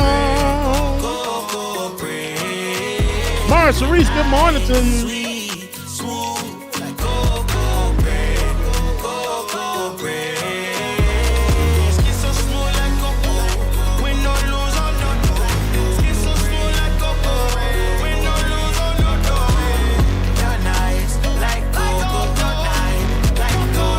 Shout out Nat A. Shout out Nat M as well, too. Good morning, y'all. I can't let you go, baby. I just want to tell you that. No, Hey, Just Hearts, NY City. I think he is Democrat. Magdalene Moon, good morning. Jason Marks, good morning. Cause that man is trouble, you best beware. And though you're down, I know I might be headed for teardrops. Now that you got me started, I just can't stop. No, no. Cause I love you, baby. I can't let you go, baby. I gotta tell you that I've been looking for love so true. Elizabeth Lonzo, you are crazy. Good morning to you. Well, you might be a liar. Lily, this is John Roomfelt with I just Lakeisha can't quit Nugent. you now 'cause I love you. Yes, I do. I can't let Queen you Abby, go, good morning to you. baby.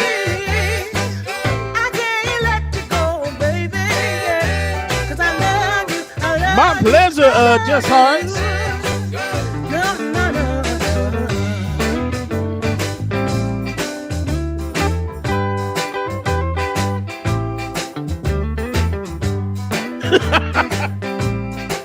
Shay, good morning to you.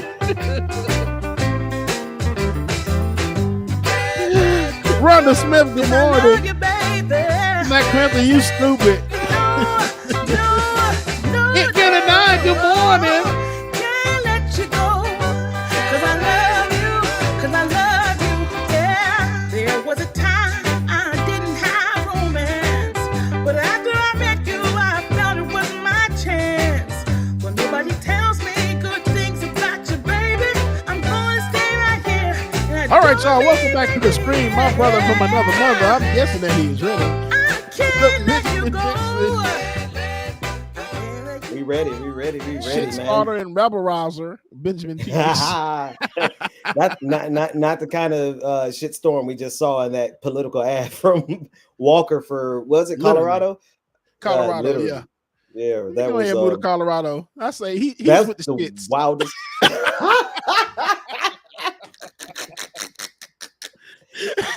Literally the wildest commercial I have ever seen. We gonna hold it because I think some people might be eating breakfast still, David. Let's hold the rest of that B-roll footage. They wasn't ready. I wasn't ready, but it's Friday, and I'll be honest with you, James. Like we've been in I know you know it, man. When Vladimir Putin invaded Ukraine, man, our team, we went into war correspondent mode, man. We were right. Like, let's and I'm like, now we gotta breathe to go the distance, man. We gotta laugh. Like we created the show to be what it is for a reason, which is a place where we can get the news and not let the news break us. So absolutely. There's plenty of room for the laughs, but that shit was funny. I'm not gonna lie. I just wanted to say it again. That was a good one. That was a good morning, mother. Good morning, mother. Dear. I'll hear about that before the end of the episode. She'll be texting me. Let's go to. Listen, when we talk about the traitors, James, like they're traitors in America. I'm not exactly the most patriotic. I am pretty patriotic, but I try not to be. But America's the only home I got. Pretty sure it's the same for you. Most black people, if you're a descendant of enslaved people, you are. Rebecca's here. Okay, so if you're a descendant of enslaved people, America is your only home. Good morning, right. Queen Azor. Before I even finish the rest of this story, how goes the day with all your mic stands showing, your camera stands? Right, like goddamn.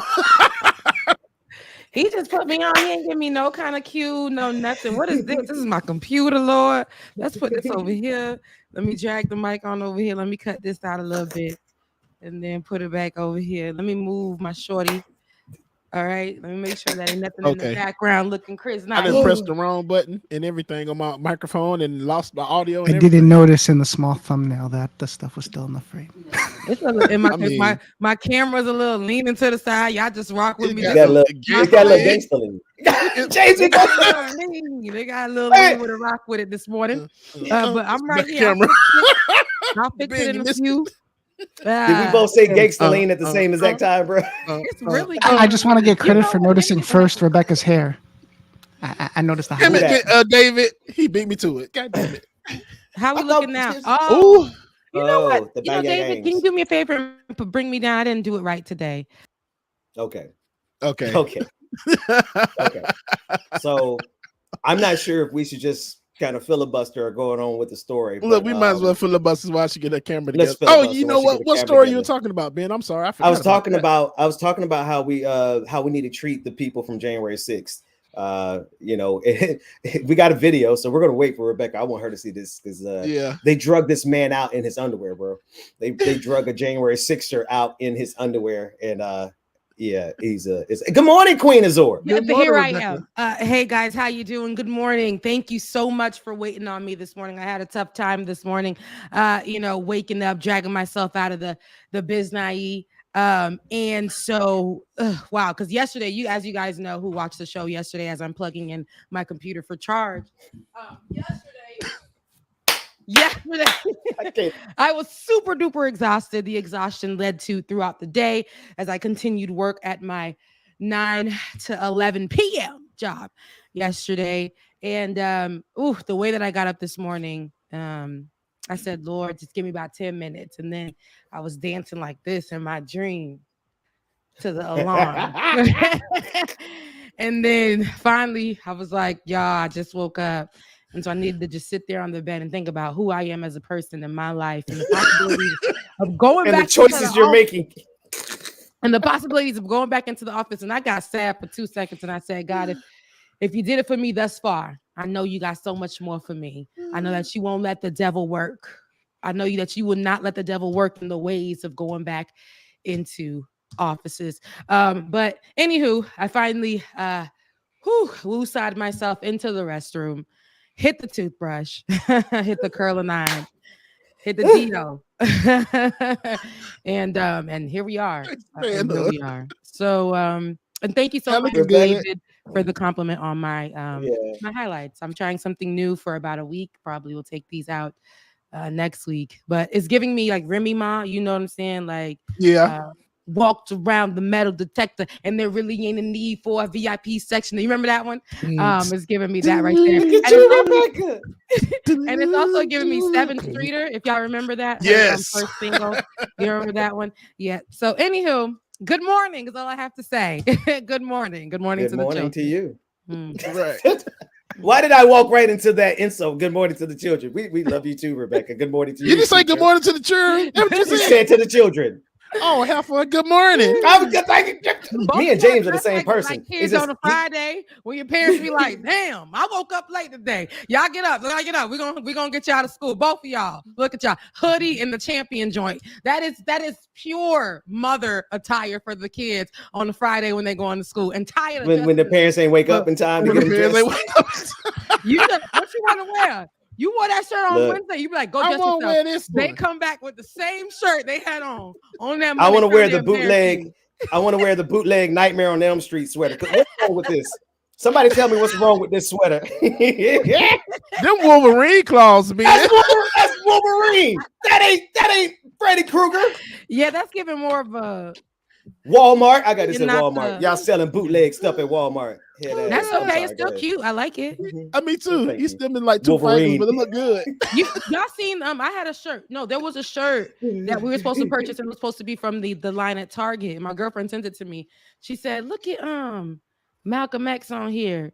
It wasn't Malcolm X on that shirt. It was Denzel. I don't know who it was. I'm trying to remember who it was, but it was not Malcolm X on that shirt. But the way that they created the shirt was with another black historical figure, and I'm trying to remember who it was. Was it Ray Charles? It was supposed to be Ray Charles or something like that, or one of the people. And we was both saying, "I said, girl, that is Malcolm X." Girl, that ain't Malcolm X. We had to move forward from that because the person who designed it didn't design it right, but in support, we were I ain't supporting everything. Yeah, at least somebody would have said it's Ray Charles. I would have said yes, because that's still a black historical, that's still a black public figure. So I'm guessing it was the picture where Malcolm is looking out the window with the gun. I wish it was that. Now that's a good one. That's a good picture. Because they always put people in that one. I'm just like, I didn't see Martin Luther King in that picture. I was like, wait, the King went in that picture. No, it was really giving Ray Charles. It was giving Ray Charles. Was it Ray Charles or was it Malcolm? I can't. The glasses, and then they just looking. I guess this way. There is no. Of course, it's being sold at Target. We don't want to scare the whites, so there's not going to be like an AK-47 on the shoulder. It's not going to be like that. But it was just. But the picture was really giving. Is it Malcolm? Is it Ray? Is it Steve from the early? Who is this man? But whoever somebody would ask. No answer was the wrong answer for those who didn't know. You see what I'm saying? You could always play it off. Damn. Well, folks, So about January 6th, who ran up there? Who got dragged out in their drawers? I do apologize. I'm just really rolling up here with energy I don't have. Who ran up at the Capitol and got their behinds dragged out in their drawers? In their drawers. Well, right. In their drawers, man. In their drawers, in their boxers. Proud Boy leader, and federal informant. He's a snitch. This is what they do to snitches. They got your testimony and then they drug you out in your underwear. By the name of Enrique Tarrio. Tarrio. Yep. He was charged with conspiracy in Capitol riot case, allegedly met with Oath Keepers. Oath Keepers, one of the organizations that stormed the Capitol, and he met with them in the parking garage leading up to the January 6th. So the deal is that he was not physically at January 6th because he's a snitch and he was in federal custody. So he couldn't possibly be there. So at first he wasn't going to be charged. But when they found out he had previously met with the Oath Keepers preparing January 6th, the people he snitched to, the FBI, drug his snitch ass out in his underwear. That's in what the you draw. get. I hope they had holes in them, because you know what your mama said. Don't go outside with the holy underwear. You Okay, don't know with the what dirty drawers on. that day. Amen. Play the clip, David. Run the clip. Enrique Tarrio, the self-proclaimed former leader of the far-right group Proud Boys, has been indicted on conspiracy and obstruction charges. That's according to the Justice Department. You're looking at video of police arresting Tarrio this morning in Miami. This comes nearly 2 months after he was released from the D.C. jail. You might remember that. Tarrio was sentenced to 5 months after pleading guilty to stealing and burning a Black Lives Matter banner from a historically black D.C. church. He also pled guilty to bringing a loaded gun to D.C. before that riot. Tarrio was not at the Capitol on January 6th. We should point that out. He also denies that he or his group organized any violence at the Capitol. So he helped. He helped get it together. You know, he helped plan it, put it together, create those Facebook accounts and He's stuff. the founder of Proud Boys. The Proud Boys were there. He just wasn't there. Yeah, because he knew my name is Enrique Tarrio. This is what they do. When they would have ID'd him on site, he said he's part of the Proud Boys. They would have been like, who? Who's part? They would have been owls at that time. Who was part of the Proud Boys? It ain't you. Who? Yeah, I remember Antifa. Somebody said in the chat. Somebody said that body right there don't look like the same body that was on that armor. It sure don't.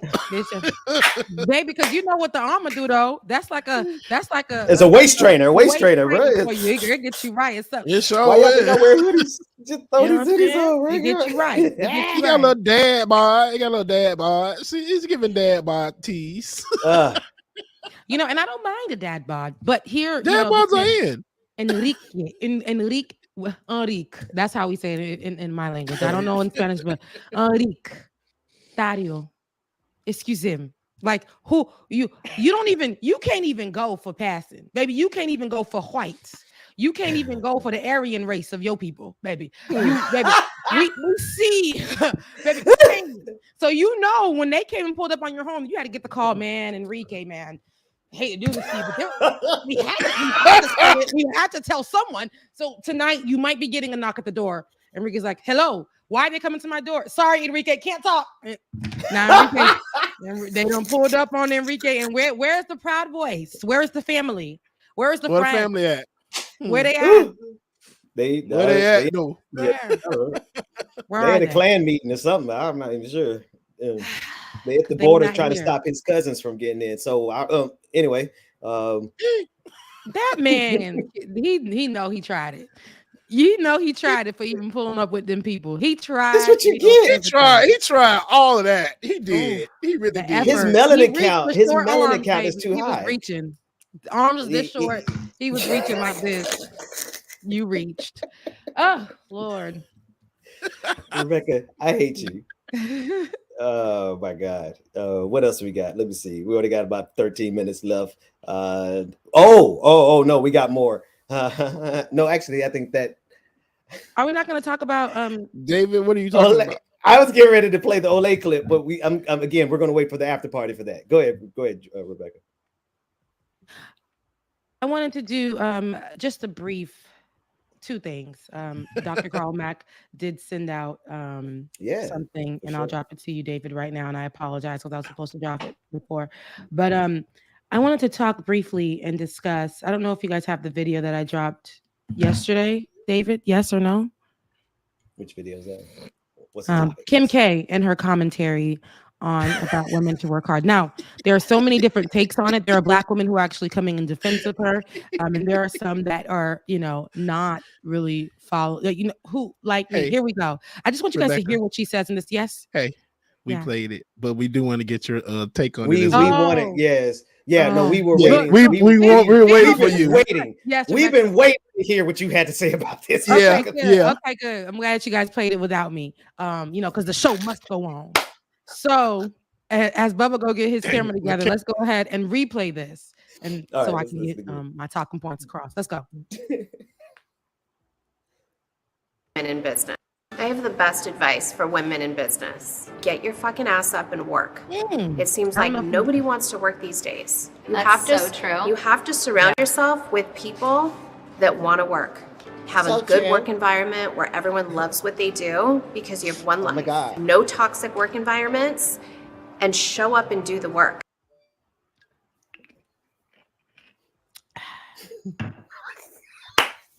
So let me say this. Everything that she said is absolutely true. But when it comes for someone whose history, and I don't even want to go into the sex tape because mama did that.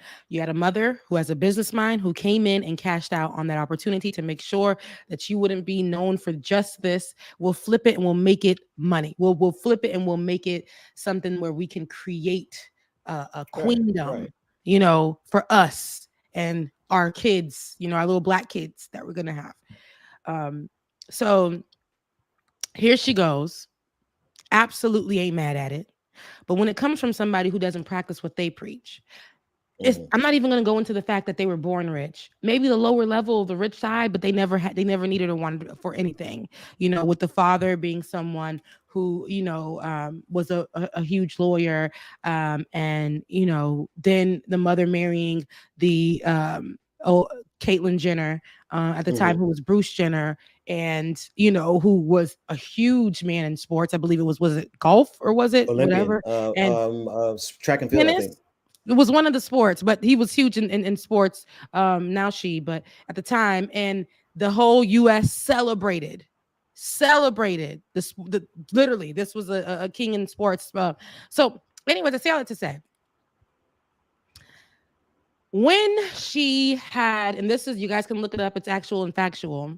This is a woman who is stolen from Brandy and her mother, because she used to be a stylist, assistant stylist to Brandy at the time. Brandy, yes, Ray J's sister. Yes, that Brandy. The princess of R&B, the vocal Bible. Yeah, that Brandy.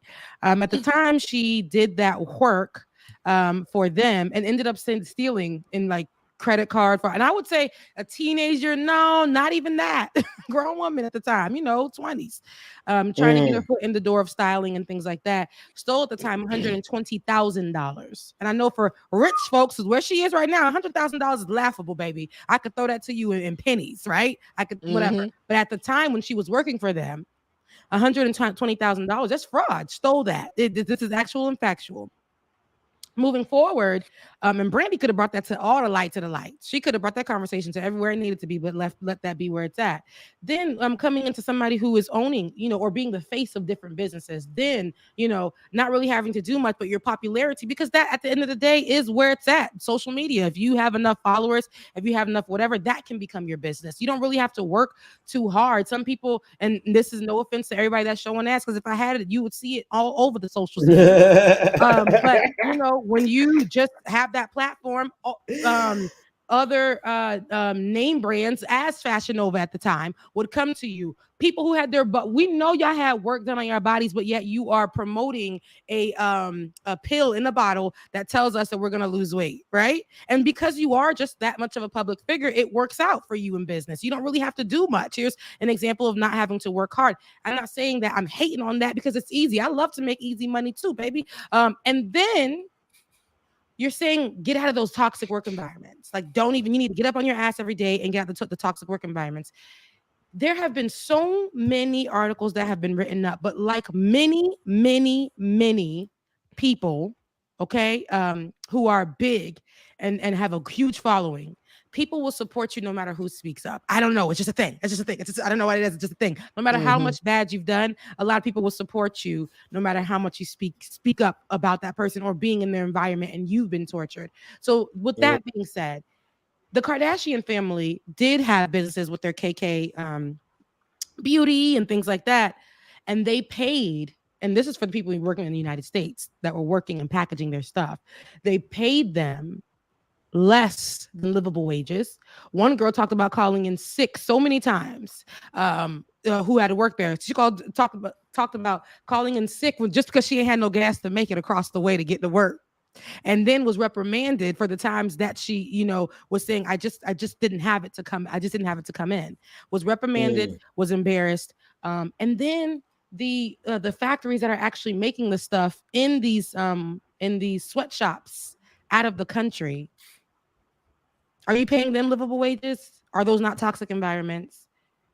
From somebody that it comes easy from. And I ain't hating, because if I was born into richdom, if I was born that way, I would be happy and saying, well, you know what? I didn't get it out the mud, but this is what I did in working hard. And this is what I'm saying for women in business. So just telling people to get up off their effing behinds. A lot of people's arguments, I'll say people who were for what she's saying, like I said, and what she's saying isn't wrong, but in how she's just spewing it out, just saying that we need to get up off of our asses as women in business. I know a lot of women who are in businesses who are working hard every single day, and there are so many things that are not in their favor. Them getting denied loans when they go to the bank, them having a lot of followers, but because of the content that they promote, it's not deemed something that a certain brand wouldn't want to partner themselves with, like somebody who may discuss, who talks about beauty brands and all types of beauty brands, but they talk about in these beauty brands that there's not enough representation of Black women in their products. Oh, no, we can't partner with that. This is a woman that's been working hard, and her particular message is different than people who come at it from this kind of approach. This is a woman in business. This is a woman who may have kids that doesn't have a nanny that can take care of them kids, and got kids running in the background of the YouTube videos. You know what I'm saying? Right. And I ain't talking about the ones that look great on YouTube with the with the beautiful ring, and then the husband, and then the baby, like, oh, she's always doing it. No, I'm talking about with the bad kids that you can't tame, running around in the background while you're trying to make a hair video to at least get the 50 views. When we're talking about working hard, it looks different for everyone, and it looks different for Kim Kardashian. It really does. Her working hard, and it may not be the same thing for all of us, but as women in business, a lot of women, they'll tell you, I mean, it's great. It's easy when you can say this. It's easy when you can have partnerships just because of your name. It's easy when you have a mom that's going to momager you down. It's easy when you can create partnerships with not only your previous husband, but with other women in the game. You know what I'm saying? Of all races too. Like it's easy when they know that you are just a walking billboard who doesn't have to really do much and attach your name to these. She hit tweet on that tweet though. That's hard work. That tweet was hard. Yeah, and not only that, imagine people loving your voice. And I'm speaking from experience, but imagine people loving your voice, your craft, and paying someone else to do the same thing on that platform, paying them, offering to pay that person to go on that platform because of their name. But they know how great you are. They know how great you are. And you're coming on there working hard, researching, doing all of this stuff. But they're saying, we're going to give you exposure. But they found you because of exposure. They found me because of exposure. Yet they're not offering me not a penny. Not nothing. But because of this person who has a name, doesn't have to do much. Let me go ahead and drop this 10 grand on you because you have this typical this following. So working hard looks different. I'm not saying what she said is wrong, but she needs to direct that to her rich friends. Talk to your rich friends. Hello. Okay. And look, baby, I cannot relate. I cannot relate. I gotta pay rent. If I'm one check short, things look different for me. Hello. Things look different for me. I work 6 jobs. I'm a background singer. I'm a journalist, and I work a 9 to God knows whenever I need to work to make ends meet. So I pay for my family to be taken care of. Baby, who you talking to? Hey, true. Who you talking to? So that's all I have to say about that. You know, we just gotta be careful with who we're and I know we're not surprised that this came from her, but it was the fervor that she said, you need to get off your ass and Your work effing hard. eyes. Your effing And then the eyes. background. And then the background, they're like, oh my gosh. Yeah. Yes, so Yeah. true. Oh Yeah. gosh. Yeah. If people just worked hard, Yeah, they would that's get so much further. true. I love Courtney though. I'm not gonna lie Meanwhile, to you. I love Courtney Courtney. was on a I love season Courtney. of the show talking about how they read her rights like, you're so lazy, Courtney. And Courtney's like, I just don't want to work. It's like, you're so lazy, you don't want to do anything. Courtney like, I'm just chilling. I got this new body. I got this new baby. Listen, I ain't stunning if I y'all. was with it, if I had it, do you think that? Listen, no. I would never ever open my mouth to just generally say to the public and women in business, not on Black Women's History Month. Not on Black Women's History Month. I know y'all got black babies. Some of y'all. I know y'all dating black men. Some of y'all. Oh, But not on jeez. Black Women's History Month, you pulling up and saying this. I can't wrap my mind around that. I can't wrap this. Oh I my can't wrap this gosh. blonde streak around that at all. You stupid. Rebecca's a fool, a whole It's fool. Friday. I hope I man. made y'all kiki, but I'm gonna stay in my Oh. I'm gonna stay in my right above. I don't even know where I am on that. I may be the poor, the working poor. I'm gonna stay my working poor business. I mean, like, you have to understand when we get checks, we gotta budget out what's the fun that we can do. We gotta budget out the beauty products that we can purchase for that week. We gotta budget out. Make sure that the not only is the rent paid, because when you grown, you stop making the bad decisions of saying that they're gonna take it anyway. I'm gonna owe it anyway. You stop making those bad decisions. So when you get your check, you gotta be like, okay, on this week I can move this over. Can I afford to go to that concert? Can I afford to go to that steakhouse?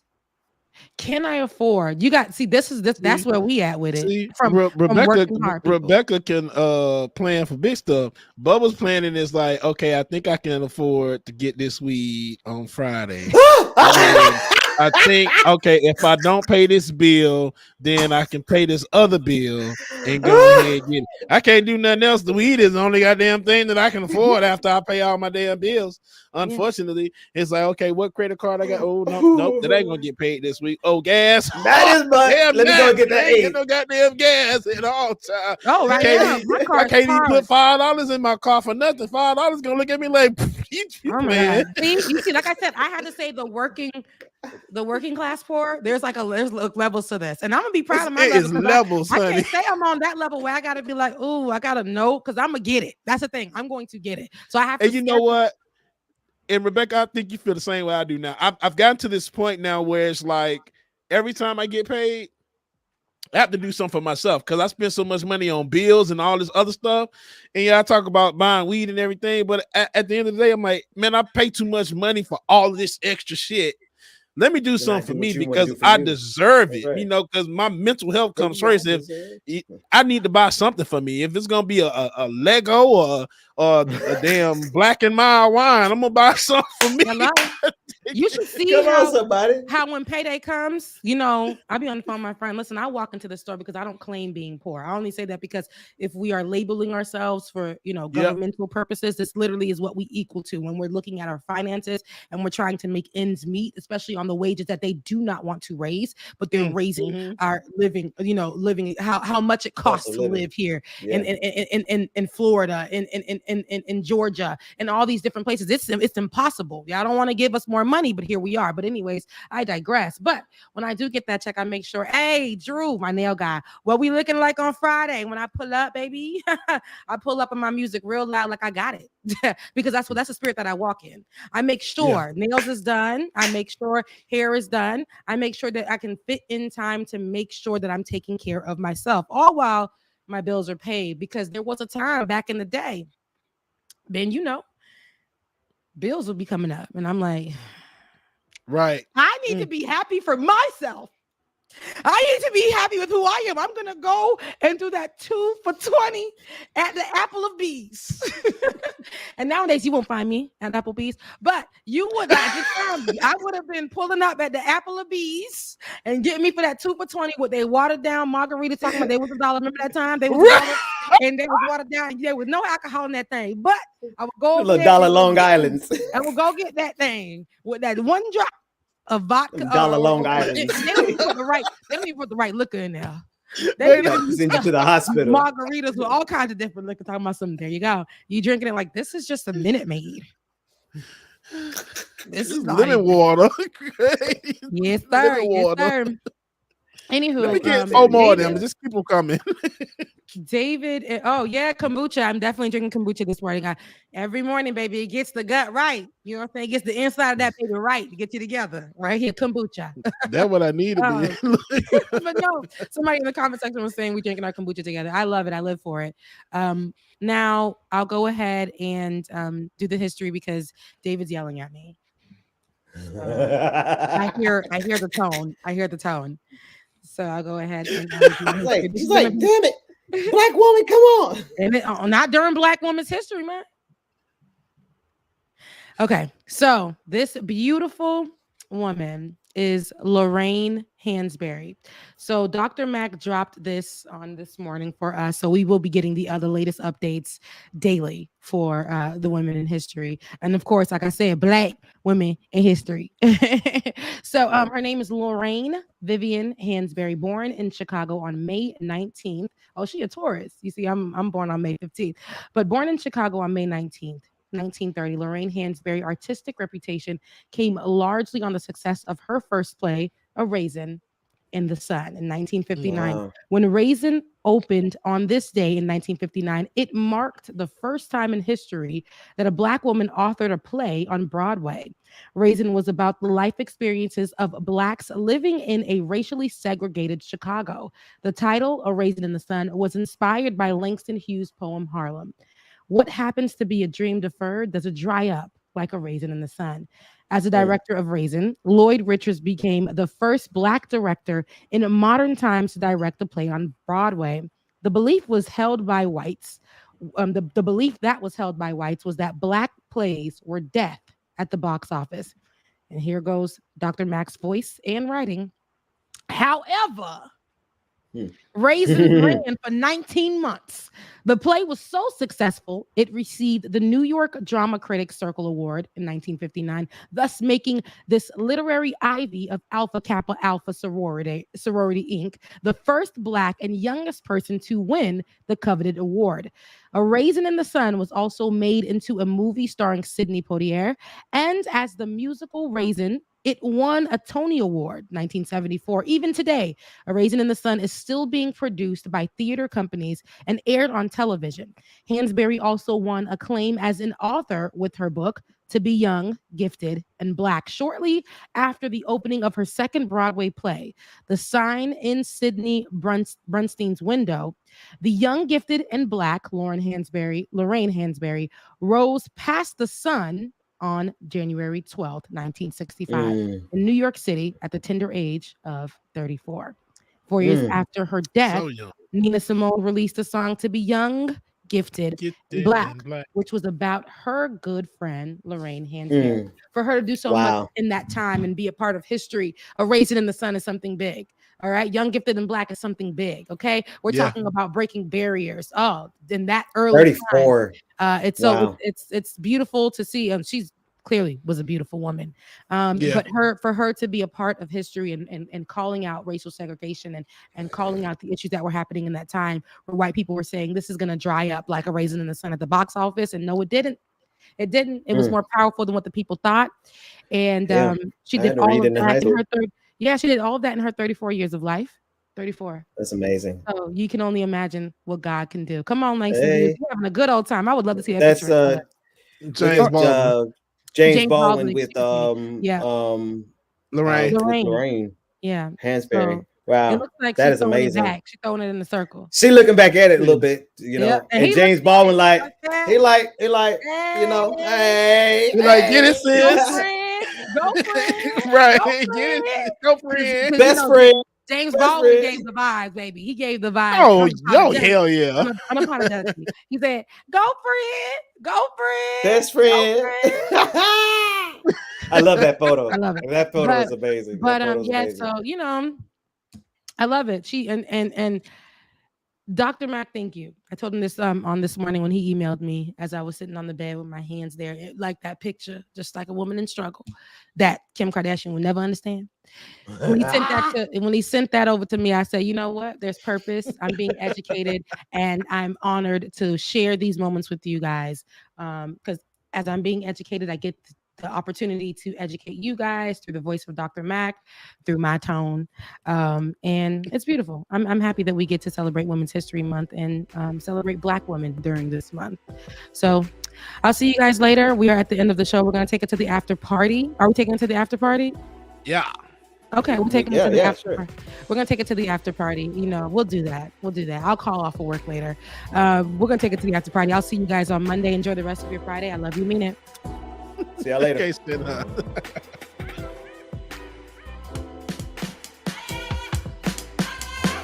All right, y'all. Don't forget tonight is going down. Patron party tonight, starting at 9 p.m. until y'all know how we do it, man. Make sure that you have your face in the place. And if you need to, bring a friend. Let's have some fun. All right. We'll see y'all this evening if you're not at the patron party. And if we don't see you until Tuesday, your affirmation for the day is, I am focusing on positive thoughts and looking forward to positive results. Hey, I am focusing on positive thoughts and looking forward to positive results. Y'all gonna be great, man. Love y'all, mean it.